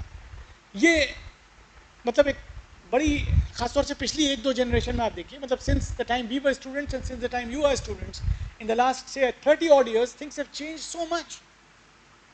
आज के सारे, मतलब मैं किसी भी एग्जांपल लूँ, खाने का, कपड़े का, किसी का लूँ, सारे यंगस्टर्स जो हैं उनके खाने और कपड़े के शौक कौन है, जो वहाँ के। कोई बच्चा अगर क्लास में आपकी हो जिसको छोले भटूरे पसंद हो, तो दोस्तों में बताएगा नहीं कि उसकी हंसी उड़ेगी कि बताओ साहब तुमको छोले भटूरे पसंद है, हमको तो पिज्ज़ा पसंद है, इनको फ्रेंच फ्राइज पसंद है, इनको बर्गर पसंद है, सब वहाँ की चीज़। तो मतलब अगेन वही ना, जो कॉमन सेंस क्रिएट हुआ, दीज थिंग्स आर फैशनेबल। आप सोचिए कि सिर्फ अपनी आपकी खाने की चीज़ में आप शर्मिंदा हो रहे हैं, कोई गुनाह करने में नहीं शर्मिंदा हो रहे हैं, गलत काम हो तो शर्मिंदा हो, लेकिन मुझे अपने मुल्क की चीज़ों में शर्मिंदगी हो रही है। दोस्तों में बैठकर मेरे बेटे को ये कहने में कि मुझे हिंदी का गाना पसंद है, शर्मिंदगी हो रही है। उसको वो गाना पसंद होगा जो उसको एक लफ्ज़ भी समझ में नहीं आना। ये और इंटरेस्टिंग चीज़ है, ऐसा कैसे हो सकता है। खाने में तो मुझे, मैं मान सकता हूँ कि आपको फ्रेंच फ्राइज का टेस्ट पसंद है, लेकिन गाना आपको वो कैसे पसंद है जो आपको एक लफ्ज़ समझ में नहीं आ रहा। इसका मतलब अगेन वही फैशन वाली बात है, it is fashionable, so you are forcing your self to like it, and it is not simply a song, it is an industry. It is an industry. Again going back to that idea of capitalism, Calvin Coolidge एक America के president थे जो ज़्यादा पढ़े लिखे नहीं थे। एक बार उनसे एक जर्नलिस्ट ने पूछा कि सर व्हाट इज अमेरिका, तो अक्सर कम पढ़ा लिखा आदमी छोटे में बड़ी अच्छी बात कह देता है। तो कैल्विन कूलिज ने कहा, the business of America is business and nothing can be more right than this. We are the biggest businessman in the world. हम दुनिया के सबसे बड़े बनिए, हम सब काम पैसे के लिए कर रहे हैं, बिजनेस के लिए सब कुछ कर रहे हैं, और that's what they are doing. अब आप ही देखिए कि दुनिया की कितनी बड़ी बिलियंस ऑफ डॉलर्स की कल्चर इंडस्ट्री है, और वो सब उन्होंने मोनोपोलाइज कर रखी है, उसके सारे फायदे सब कुछ उन्हीं को मिल रहे हैं ना। और आप कल्चरली जो है वी आर, इसीलिए बहुत से लोग होता ना, जैसे इंडिया में भी होता है, कभी मिस वर्ल्ड का कोई कॉन्टेस्ट हो रहा है, 25-30 बच्चे पहुंच गए वहाँ, यंग उस पर ईंटें मार रहे हैं, तोड़ रहे हैं, आप कह रहे हैं पागल है। ठीक है, आप कह सकते हैं पागल, बट उनके अंदर जो गुस्सा है वो बड़ा लेजिटिमेट है कि हमारे मुल्क के अंदर हमारे अपने कल्चरल कन्फाइंस में एक कल्चरल प्रैक्टिस जो बाहर की है वो सेलिब्रेट हो रही है और हमारा कुछ नहीं हो रहा। ठीक है, उनका मीन्स गलत है कि हम आग लगा दें, झंडा फाड़ दें, पत्थर मार दें, वो तो ठीक है, nobody can justify that, but the anger which is generated in your hearts is something very genuine, you know, because you are seeing that in your own climb, in your own place, your own culture is getting supplanted by something foreign, and it's happening universally। सारी दुनिया में देखिए बच्चे, खासतौर youngsters जो हैं वो पूरी तरह उनसे, और अब तो उस चीज़ को हेल्प कर दिया इसने, फ़ोन ने 24 घंटा हमारे दिमाग में वो चीज़ें डालना है, तो वो कल्चर जो है वो 24 घंटा इस मीडिया के जरिए जो हमारे दिमाग में आ रहा है, तो we are bound to be affected. आप कैसे कह सकते हैं कि हम नहीं अफेक्टेड, आपको अफेक्टेड होना है, और जो नहीं हो रहा है वो पीयर प्रेशर में होगा। और सबसे बड़ी बात ये, आप अपने दिल से पूछें कि अगर हमारे यहाँ कोई बच्चा बहुत रेजिस्ट करते हुए किसी कल्चरल प्रैक्टिस को, इंडिजिनस कल्चरल प्रैक्टिस को प्रैक्टिस भी कर रहा है, तो अपने दिल के अंदर वो उतना कॉन्फिडेंट और श्योर नहीं है जितना वो बच्चा है जो उस चीज़ को प्रैक्टिस कर रहा है। Because this is, that is the norm, this is not. Your practice is not the norm, theirs is. Your practice is not fashionable, theirs is. And that is a global phenomenon. So आप देखिए कि कितना strong ये capital है उनके पास। भाई जो बातें हो रही थी, मतलब बहुत सी और बातें भी कि अमेरिका का डिक्लाइन, वो सब चीज़ें ठीक है, वो मिलिट्री इकोनॉमिक टर्म्स में, लेकिन कल्चरल लेवल पे आप देखिए कि अमेरिका ने जिस तरह से दुनिया में एक वाइस लाइक ग्रिप बना ली है, उसको तोड़ना इतना आसान काम नहीं है, मतलब क्योंकि वो हमारे सबके दिल में है वो चीज़ें, मतलब दिल से हम मान चुके हैं कि चीज़ें बेटर हैं. तो that is the ultimate consent, you know, because I am not only using those things and ideas, I actually like those things. मतलब आप बात समझ रहे, मतलब किस तरह की लाइकिंग है वो बहुत ही हायर लेवल पर है. मतलब ऐसा नहीं है कि बड़ी कोई सुपरफिशियल सी चीज़ है, मतलब वो it is written, the names of the brands are written in our minds. मैं आज अपने बेटे को एक टी शर्ट ला के दूँ, दो टी शर्ट दूँ, एक फटी हुई की और एक बहुत अच्छी सी, और पीछे से दिखाऊँ बेटा कौन सी अच्छी है, तो अच्छी वाली को ले लेगा. जब मैं उसको पलट दूँ अगर, तो इस पर लिखा है नाइकी, और उस पर कोई इंडिया का जो भी टॉप ब्रांड आप जानते हो लिख दें, बच्चा कौन सी टी शर्ट लेगा? फटी वाली लेगा. उसको टी शर्ट नहीं चाहिए, उसको क्या चाहिए? वो नाम चाहिए. इसलिए जो हम ये कहते हैं, मैंने ये आर्गुमेंट क्यों दिया कि हम में से जो कहता है कि मुझे पिज्ज़ा पसंद है, बर्गर पसंद है, मुझे फला चीज़ पसंद है, वो घर में आपकी मदर का बनाया हुआ तो नहीं खाएंगे आप. इसका मतलब आपको वो चीज़ पसंद नहीं है, वो ब्रांड पसंद है. Usual, there could be very rare exceptions, but that is what it is. तो ये चीज़ जो है ना वो बड़ी इंपॉर्टेंट है.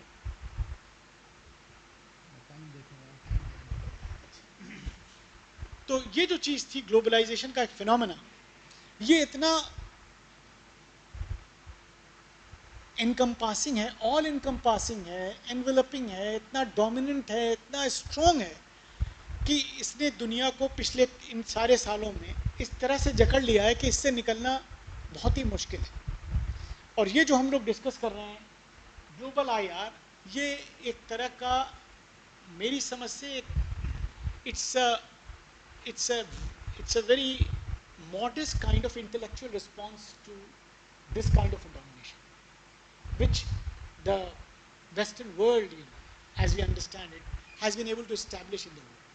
तो जो मैंने कल बात उठाई थी वहाँ वही बात मैं यहाँ रिपीट करना चाहूँगा कि ये सारी बातें जो है ना, जो हम ये क्रिटिकल चीज़ें उठा देते हैं, क्रिटिकल पॉइंट्स उठा देते हैं, वो तो आसान काम है कि वो कल्चर अच्छा नहीं है, हम अपने कल्चर को फॉलो करें, और क्यों हम उसको इमिटेट करें, और क्यों हम ऐसा करें. Fine, these are very good questions, but the most important challenge is how to operationalise it, how to operationalize a new intellectual frame, if you were to talk about the frame even, not to talk about the practical reality in international politics.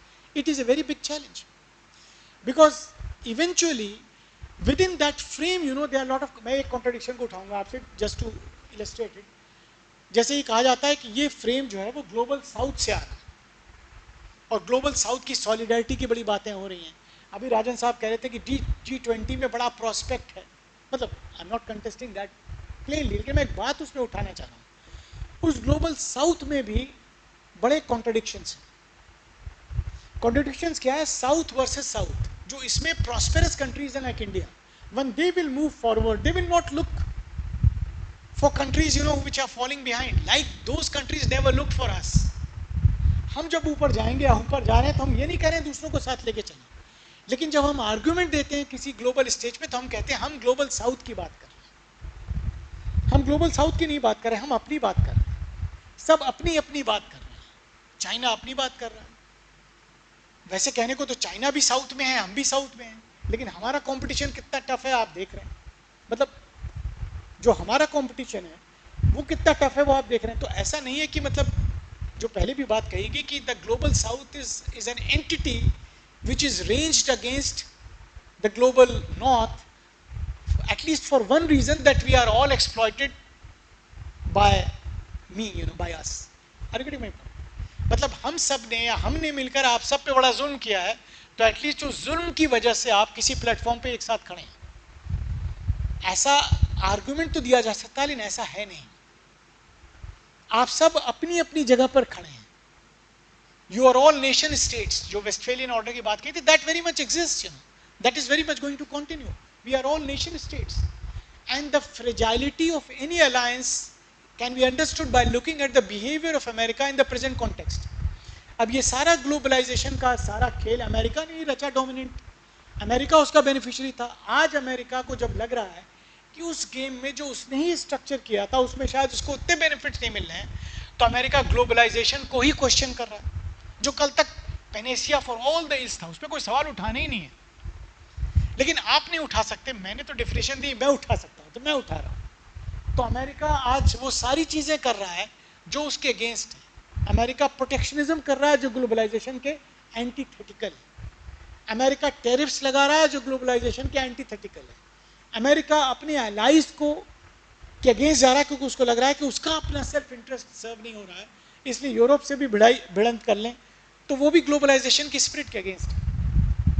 तो आप ये देखिए कि मतलब मेरा ये मतलब I am just trying to speculate that like colonialism, globalization also has lived its life. It is now almost going to die, or they are going to let it die. And today Americans or scholars in the West or practitioners of real politics in the West are trying to frame some new frame which is going to help them dominate over the world in the times to come. मतलब अब वो process चल रही है, fluid process वक्त है जिसमें कि वो कोई नया फ्रेम बनाने की कोशिश कर रहे हैं, सोच रहे हैं, जिसमें बड़े आइडियाज़ आपके सामने आ रहे हैं, सारे स्कॉलर्स सारी बात कर रहे हैं कि अमेरिका का डिक्लाइन है। नहीं नहीं, डिक्लाइन नहीं है, दूसरे का राइज है, और मल्टीपोलैरिटी होगी, और क्या नाम है,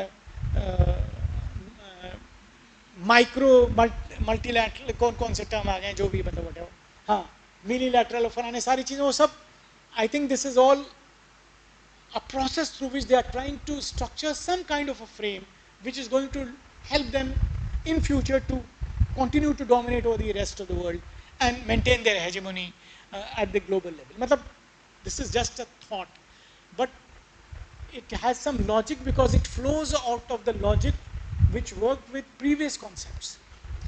तो ये बात कहना कि capitalism is dead, it is not dead because they will die before capitalism dies. Capitalism is the very core of the existence of America, and whosoever believes in that idea. So it's not going to die. It's always going to, it always comes back, you know, in different forms. Again, capitalism remains, but it is always shrouded in some mystery, given some new packaging when you find it offensive or you find that it is something which is going to harm you. Because capitalism in its naked avatar is a very, very ugly thing. Capitalism जो भी चीज़ें आपके सामने पेश करता है, जो कपड़े दो उसने पहना रखे हैं, वो दोनों बड़े अगली कपड़े हैं। अगर पॉलिटिकल अवतार में आप उसको देखें तो कैपिटलिज्म क्या है? American so called liberal democracy, it is capitalist democracy. There is nothing which is in the definition of democracy which operates in America. अगर आप उसको डिकंस्ट्रक्ट करेंगे अमेरिकन डेमोक्रेसी को, तो कैपिटलिस्ट सिस्टम है जिसको डेमोक्रेसी की शील्ड के पीछे छुपा रखा है। कुछ डेमोक्रेटिक नहीं उस पूरे सिस्टम में, कहीं पे कुछ डेमोक्रेसी नहीं। उसी तरह मार्केट जो है वो बहुत ही नेकेड, क्रूड, क्रूअल है, जो गरीबों का इतना बुरा हाल किए हुए अमेरिका के अंदर ही, और अमीरों का इतना के पास इतना पैसा है कि कोई पूछ ही नहीं सकता। तो आप ये देखिए कि मतलब दोनों बड़े ही खतरनाक चीज़ें, तो उनको ये अच्छे अच्छे टर्म्स में कवर करके आपके सामने पेश किया, तो आगे हो सकता है कोई नई चीज़ और आए। So you have to be cautious when some new thing, some new idea, some new concept comes in. You have to take it with a pinch of salt because there would be something behind it, where they would be trying to take us for a ride once more and try to sell some new idea, you know, which actually has at its heart the purpose to enslave us for the future. Anyway, I'll stop here to take your questions क्योंकि सिर्फ मैं ही बोलूँ तो अच्छी बात नहीं है, तो आप लोग अपनी सवाल ना हो। मैंने डेलिबरेटली बड़ी प्रोवोकेटिव बातें कही जिससे आपके पास सवाल हो, तो इसलिए मैंने किसी आर्गुमेंट को किसी के पीछे नहीं रखा कि भाई फना साहब ये कह रहे हैं इसलिए सही है, इसलिए आप किसी भी बात पे क्वेश्चन रेज कर सकते हैं।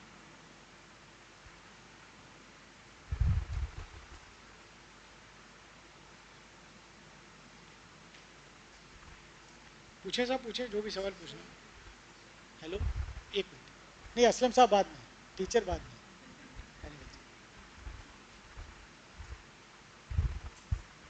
ड्राइवर का नाम लीजिए। हाँ जावे साहब, आपने व्हाट्सएप किया है? अच्छा अच्छा, मैं एक मिनट रुकिए, होल्ड कीजिए, देखता हूँ यार। वो ड्राइवर यार अमिताभ बच्चन है। हाँ यार मिल गया, थैंक यू। हाँ नहीं नहीं यार, वो बच्चा जाएगा, वो फॉरन से एक साहब आ रहे हैं उनको लेने, इसलिए उससे नहीं मंगवा सकते, वो मजबूर, ये नहीं तो मैं तो वैसे कही देता। ठीक है, ओके, थैंक यू। 1 मिनट रुक जाओ यार, बस मैं ड्राइवर का नंबर भेज दूँ।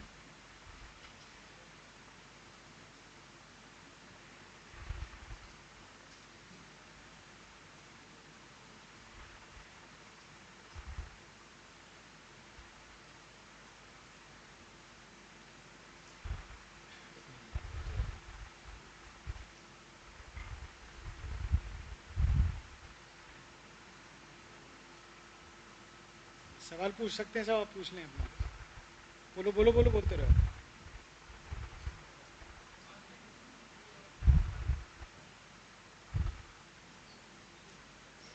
राहत से कह दो ड्राइवर का नंबर भेज दो। राहत साहब से कहते हैं ड्राइवर का नंबर भेज दो। पूछिए सब। हाँ बोलो। हाँ,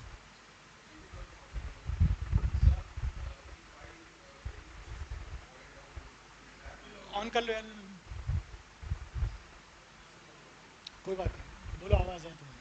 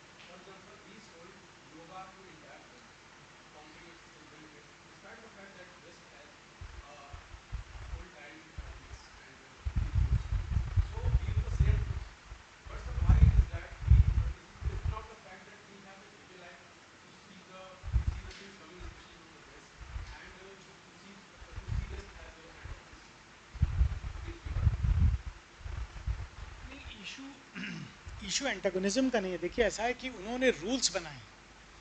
जैसे मैं एक एग्जांपल दूं, मार्केट है यहाँ अलीगढ़ में, आप लोगों के बड़े बड़े शोरूम है, मेरा बाहर एक ठेला लगा हुआ है, मैं भी कुछ बेच रहा हूँ। तो मार्केट आपकी है, आप लोग डोमिनेट कर रहे हैं, मैं थोड़े बहुत पैसे कमा लेता हूँ, मेरे बच्चे खाना वाना खा लेते हैं, आप लोग करोड़पति लोग हैं। तो वो मार्केट आपने बनाई है, आपके रूल्स वहाँ चलते हैं, लेकिन मैं उसके बाहर अगर ठेला लगाऊंगा तो मेरा वो पैसा भी नहीं मिल कमा पाऊंगा जो 500 शाम में कमा लेता हूँ। Are you getting my point?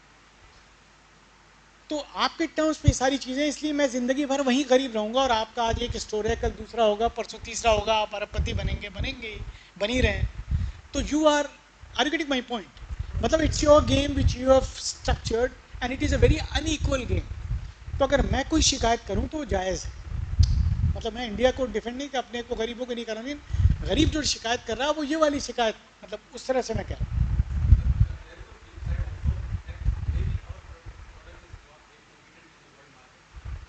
नहीं देखिए, अब वर्ल्ड मार्केट पे एक छोटा सा मैं एग्जांपल दूं, जैसे इंटरनेशनल ट्रेड है, ब्रॉडली स्पीकिंग दो तरह के सामान बिकते हैं वहाँ पर, एक मैन्युफैक्चर्ड गुड्स है, एक रॉ मटेरियल्स है। अब बेसिक उन्होंने एक रूल ये बना दिया, जिसमें वैसे ही आप बाहर हो गए, कि दुनिया में रॉ मटेरियल का रेट बढ़ेगा नहीं, या बहुत धीरे बढ़ेगा, और फिनिश प्रोडक्ट्स का रेट तेज़ बढ़ेगा, और उसमें मोनोपोलिस्ट जो हैं वो तो और तेज़ बढ़ाएंगे।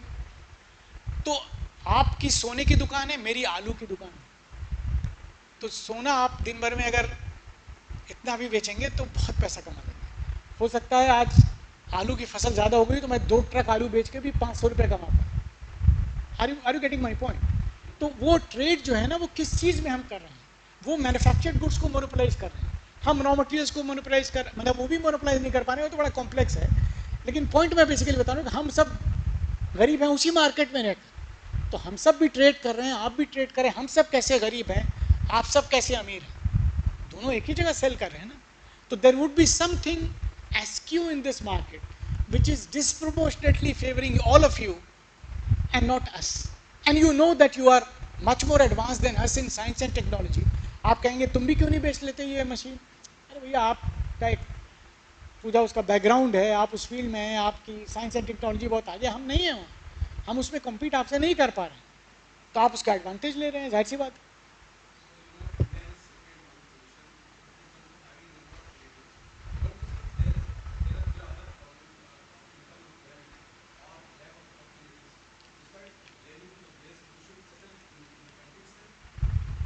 I'm not exactly blaming the West.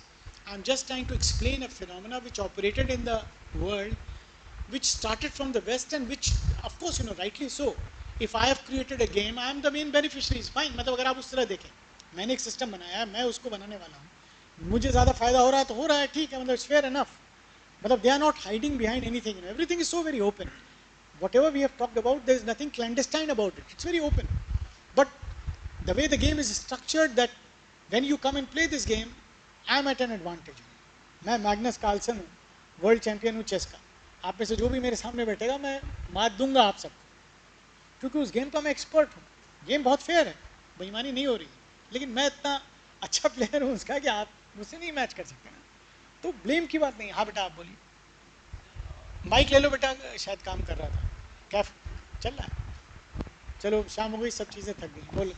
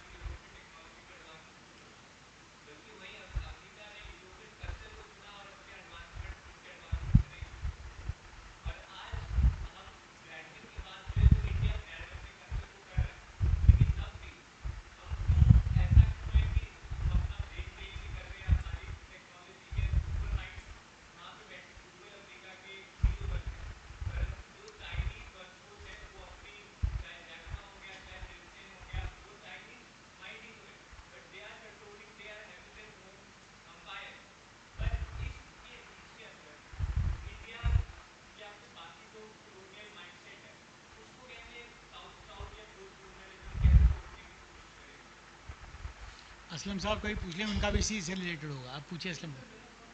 अच्छा नहीं, मैंने कहा तुम्हारा हाथ हिला, मैंने कहा असलम कुछ कह रहे हैं. नहीं नहीं, ठीक है. मतलब मुझे लगा शायद वो तुम्हारी बात से अभी हो रही थी. तो एनीवे, तो ठीक है, मतलब I agree with you, fine. But देखो, ऐसा नहीं कि किसी भी चीज़ को हम, मतलब बहुत चीज़ें हम लोगों ने ब्रॉड ब्रश में बात करी हैं. चीज़ें इतनी सिंपल नहीं होती हैं. लेकिन for purpose of understanding and for trying to understand something in a classroom of 1.5 hour duration, sometimes we tend to oversimplify. जैसे हमने कहा ना कि इंडिया ने ये चीज़ कर ली, अफ्रीका ने नहीं करी. मतलब ऐसा नहीं है कि एग्जैक्टली ऐसा हुआ कि इंडिया ने सब ये कर लिया, उन्होंने कल्चर को अपना लिया और टेक्नोलॉजी को नहीं अपनाया. इंडिया ने भी, मतलब उसके अंदर भी बड़ा नुआंस होगा ना. मतलब एग्जैक्टली, मतलब पूरी चीज़ें ऐसे नहीं होंगी. लेकिन जो बात आपने ब्रेन ड्रेन की सी, ठीक है, वो उसका लॉजिक ये है कि भाई अमेरिका ने जो अपना इंफ्रास्ट्रक्चर बनाया और दुनिया की सारी बेस्ट यूनिवर्सिटीज़ और सारी best laboratories with the best facilities वहाँ बनाई, उसने उनके उस नॉलेज के डोमिनेशन को परपेचुएट किया. वो अमेरिकन ने नहीं बढ़ाया है, वो तो बाहर के लोगों ने बढ़ाया. तो उन्होंने सिस्टम को इतना अट्रैक्टिव बनाया इमिग्रेंट्स के लिए कि पूरी दुनिया के बेस्ट लोग ऑटोमेटिकली यहाँ पे शहद रख दिए हमने, आप सब ऐसे ही अट्रैक्ट हो गए. तो बेस्ट लोग दुनिया के उन्होंने अट्रैक्ट कर लिया. और उनके पास क्योंकि फैसिलिटीज़ थी, तो जब आदमी को इंडिविजुअली कोई चीज़ ऑफर होती है, बड़ा अच्छा माइंड है, इनको काम करने के लिए दुनिया के बेस्ट लेबोरेटरी मिली, बेस्ट प्रोफेसर मिला, तो जाएंगे. और जब वहाँ जाएंगे, उनका एडवांटेज था. जब आप अमेरिका में जाते हैं तो अमेरिका को देख के कोई भी आदमी दुनिया का उसको यकीन नहीं होता, क्योंकि अमेरिका दुनिया से बिल्कुल अलग है. अमेरिका में सारी चीज़ें इतनी शानदार हैं कि जो आप किताबों में पढ़ते हो, आप देखते हैं तो आप यहाँ के पूरी एक्चुअली रहते हैं. अल्टीमेटली हम जैसी किसी छोटे कंट्री, यूरोपियंस जैसे हमारे बारे में बात करते हैं, अमेरिकन वैसी यूरोप के बारे में बात करते हैं, हमारे तो बात ही नहीं करते. जो उनका कोई मजाक होता है, जो जोक होती नहीं करते, उनके जोक यूरोपियंस के होते हैं. तो हमको तो जोक मिला भी नहीं है जो रियलिटी. और उनके पास वो चीज़ है, पता नहीं एडवांटेज जैसे नहीं कि आपके पास कोई बहुत अच्छी चीज़ है, तो मैं आपके घर जाऊँगा तो दिखाने के लिए आपके पास है, मेरे पास तो नहीं है ना. तो आपके पास एक एडवांटेज है कि the moment I go and see your house, I B impressed. He doesn't have that kind of. So America का वो एडवांटेज, इसलिए मेजॉरिटी लोग जो वहाँ जाते हैं वो रह जाते हैं. ट्रम्प इसी का तो ऊपर वाले ने भेजा है, स्पेशली ट्रम्प को, इस काम को ठीक करने के लिए. सारी यूनिवर्सिटी बंद कर रहा है, सारे लोगों को रोक रहा है, किसी को अमेरिका में आने नहीं दे रहा है. जिसकी नेचुरलाइज सिटीजनशिप है उसको भी ख़त्म करने को कह रहा है. सारे दोस्तों से उसने झगड़ा पहले ही कर लिया, आपको लड़ाई करवाने की ज़रूरत नहीं है, हमसे भी उसकी लड़ाई हो गई है. तो ट्रम्प इज़, मतलब he has given a plateful to America, fine. So that is providential justice, I assume.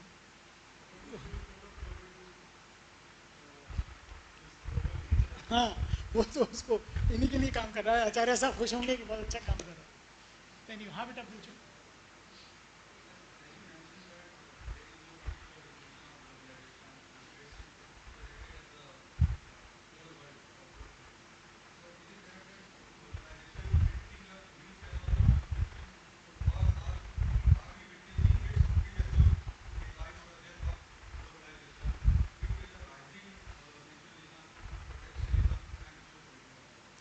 देखिए जो सारी चीज़ें राइजिंग जो आप कह रहे हैं, प्रोटेक्शनिज्म, न्यू नेशनलिज्म, ज़्यादातर चीज़ें वो भी वेस्ट में ही राइज हो रही हैं।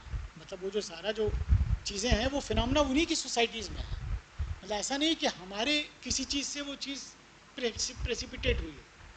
जो प्रोटेक्शनिज्म हुआ है वो तो अमेरिका ने ही स्टार्ट किया ना, क्योंकि हमारे प्रोटेक्शनिज्म से उस पर कोई असर नहीं पड़ा।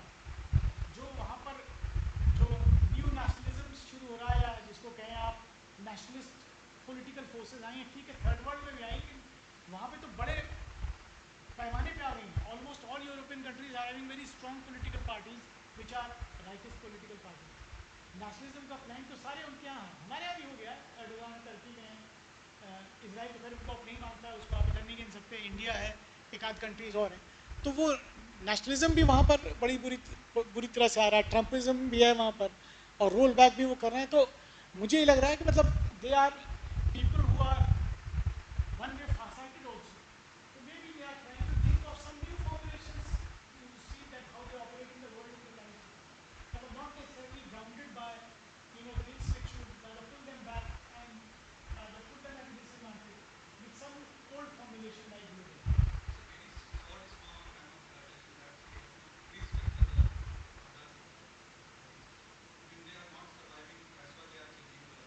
मतलब देखिए ये तो स्ट्रैटेजिक चीज़ें हैं। एक तो दो चीज़ें होती हैं, देखिए कंट्रीज जो करते हैं, एक तो टैक्टिकल चीज़ें होती हैं जो रोज़ चेंज होती रहती हैं। आपको लगा कि आज ऐसे करना है, ऐसे करना है, ऐसे करना है, ऐसे करना है, वो सब लोग एडजस्ट कर रहे हैं, सब लोग we are all swimming in a situation and there is a tide, so we are swimming against the tide, but there are certain strategic objectives which are long term. So great powers always have that kind of a vision. If you don't have that vision, you are not a great power. Just by claiming that I am a great power, you can't be a great power in the real sense.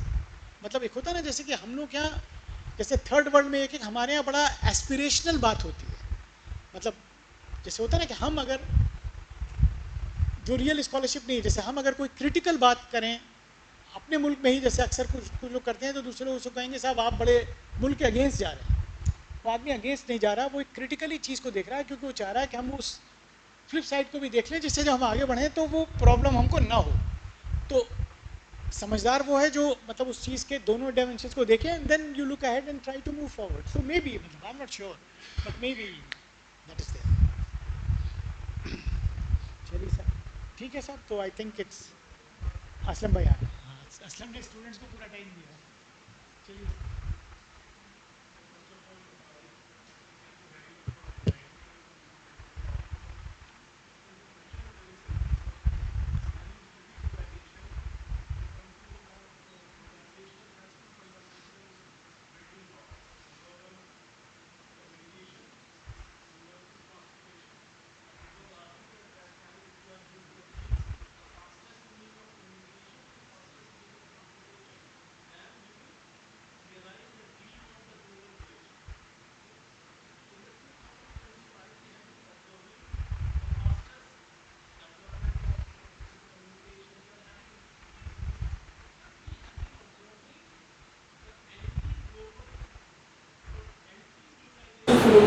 across the globe. So are we observing that the economic globalization is going to end, and now the political globalization is going to take place? Because the debate has started across the globe. We are going to have a global governance, and we are going to have the universal basic income system. So those who will be the useless class, they will be given the basic income, they will survive. So will it be right to say that whatever we are observing, it is the death or it is the decline of the economic globalization, not the political globalization? What do you think? Opinions? To my mind, both are two sides of the same coin. They go together. they have some kind of a conjunctive link.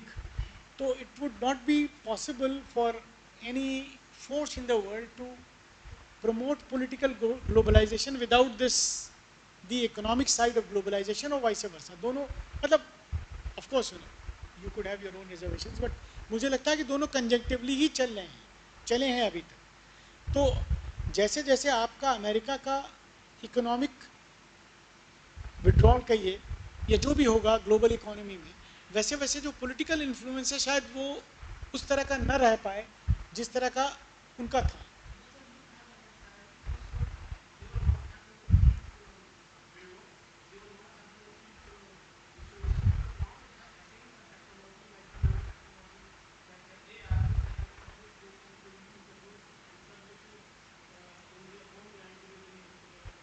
Limited labour.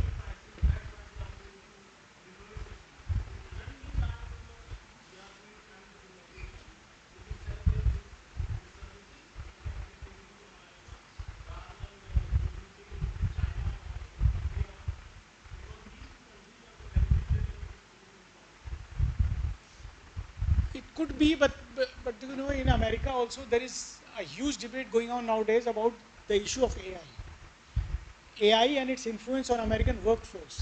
क्योंकि what Americans are realizing that before that withdrawal of the workforce or that shrinking workforce issue affects the immigrants, it is affecting the Americans more.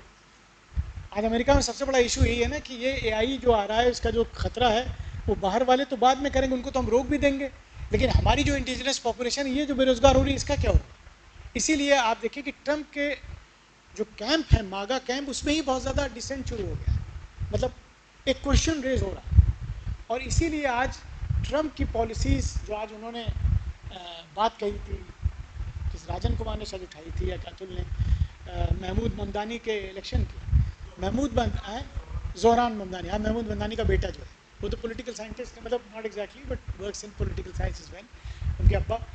तो मतलब America के New York में जो platform वो लेके चल रहा है जो टोटली सोशलिस्ट है, अमेरिका में तो अब तक उसको पीठ के किनारे कर देते और उसको सारे लोग सपोर्ट कर रहे हैं. Jews are supporting, Muslims are supporting, all youngsters are supporting.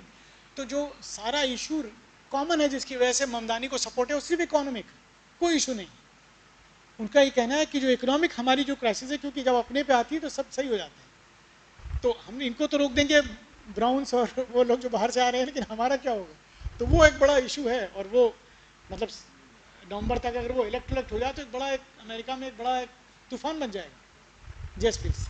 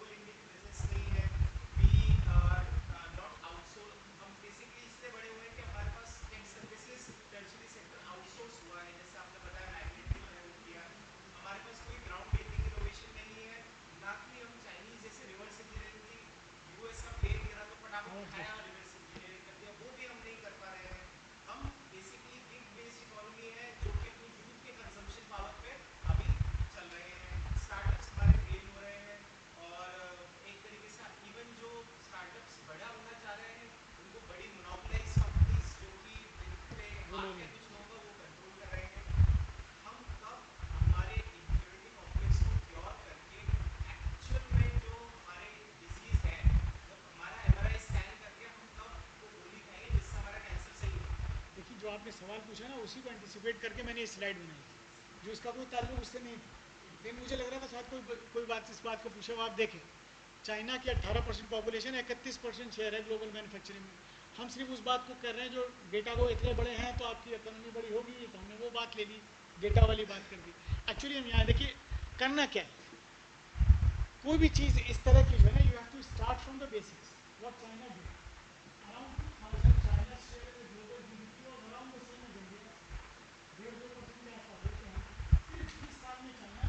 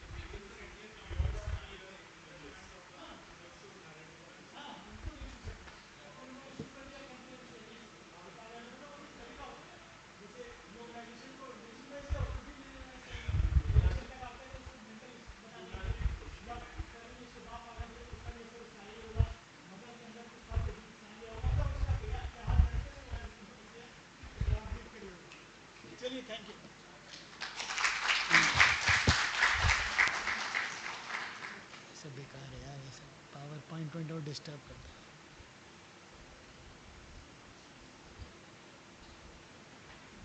चलो भैया काम खत्म कर।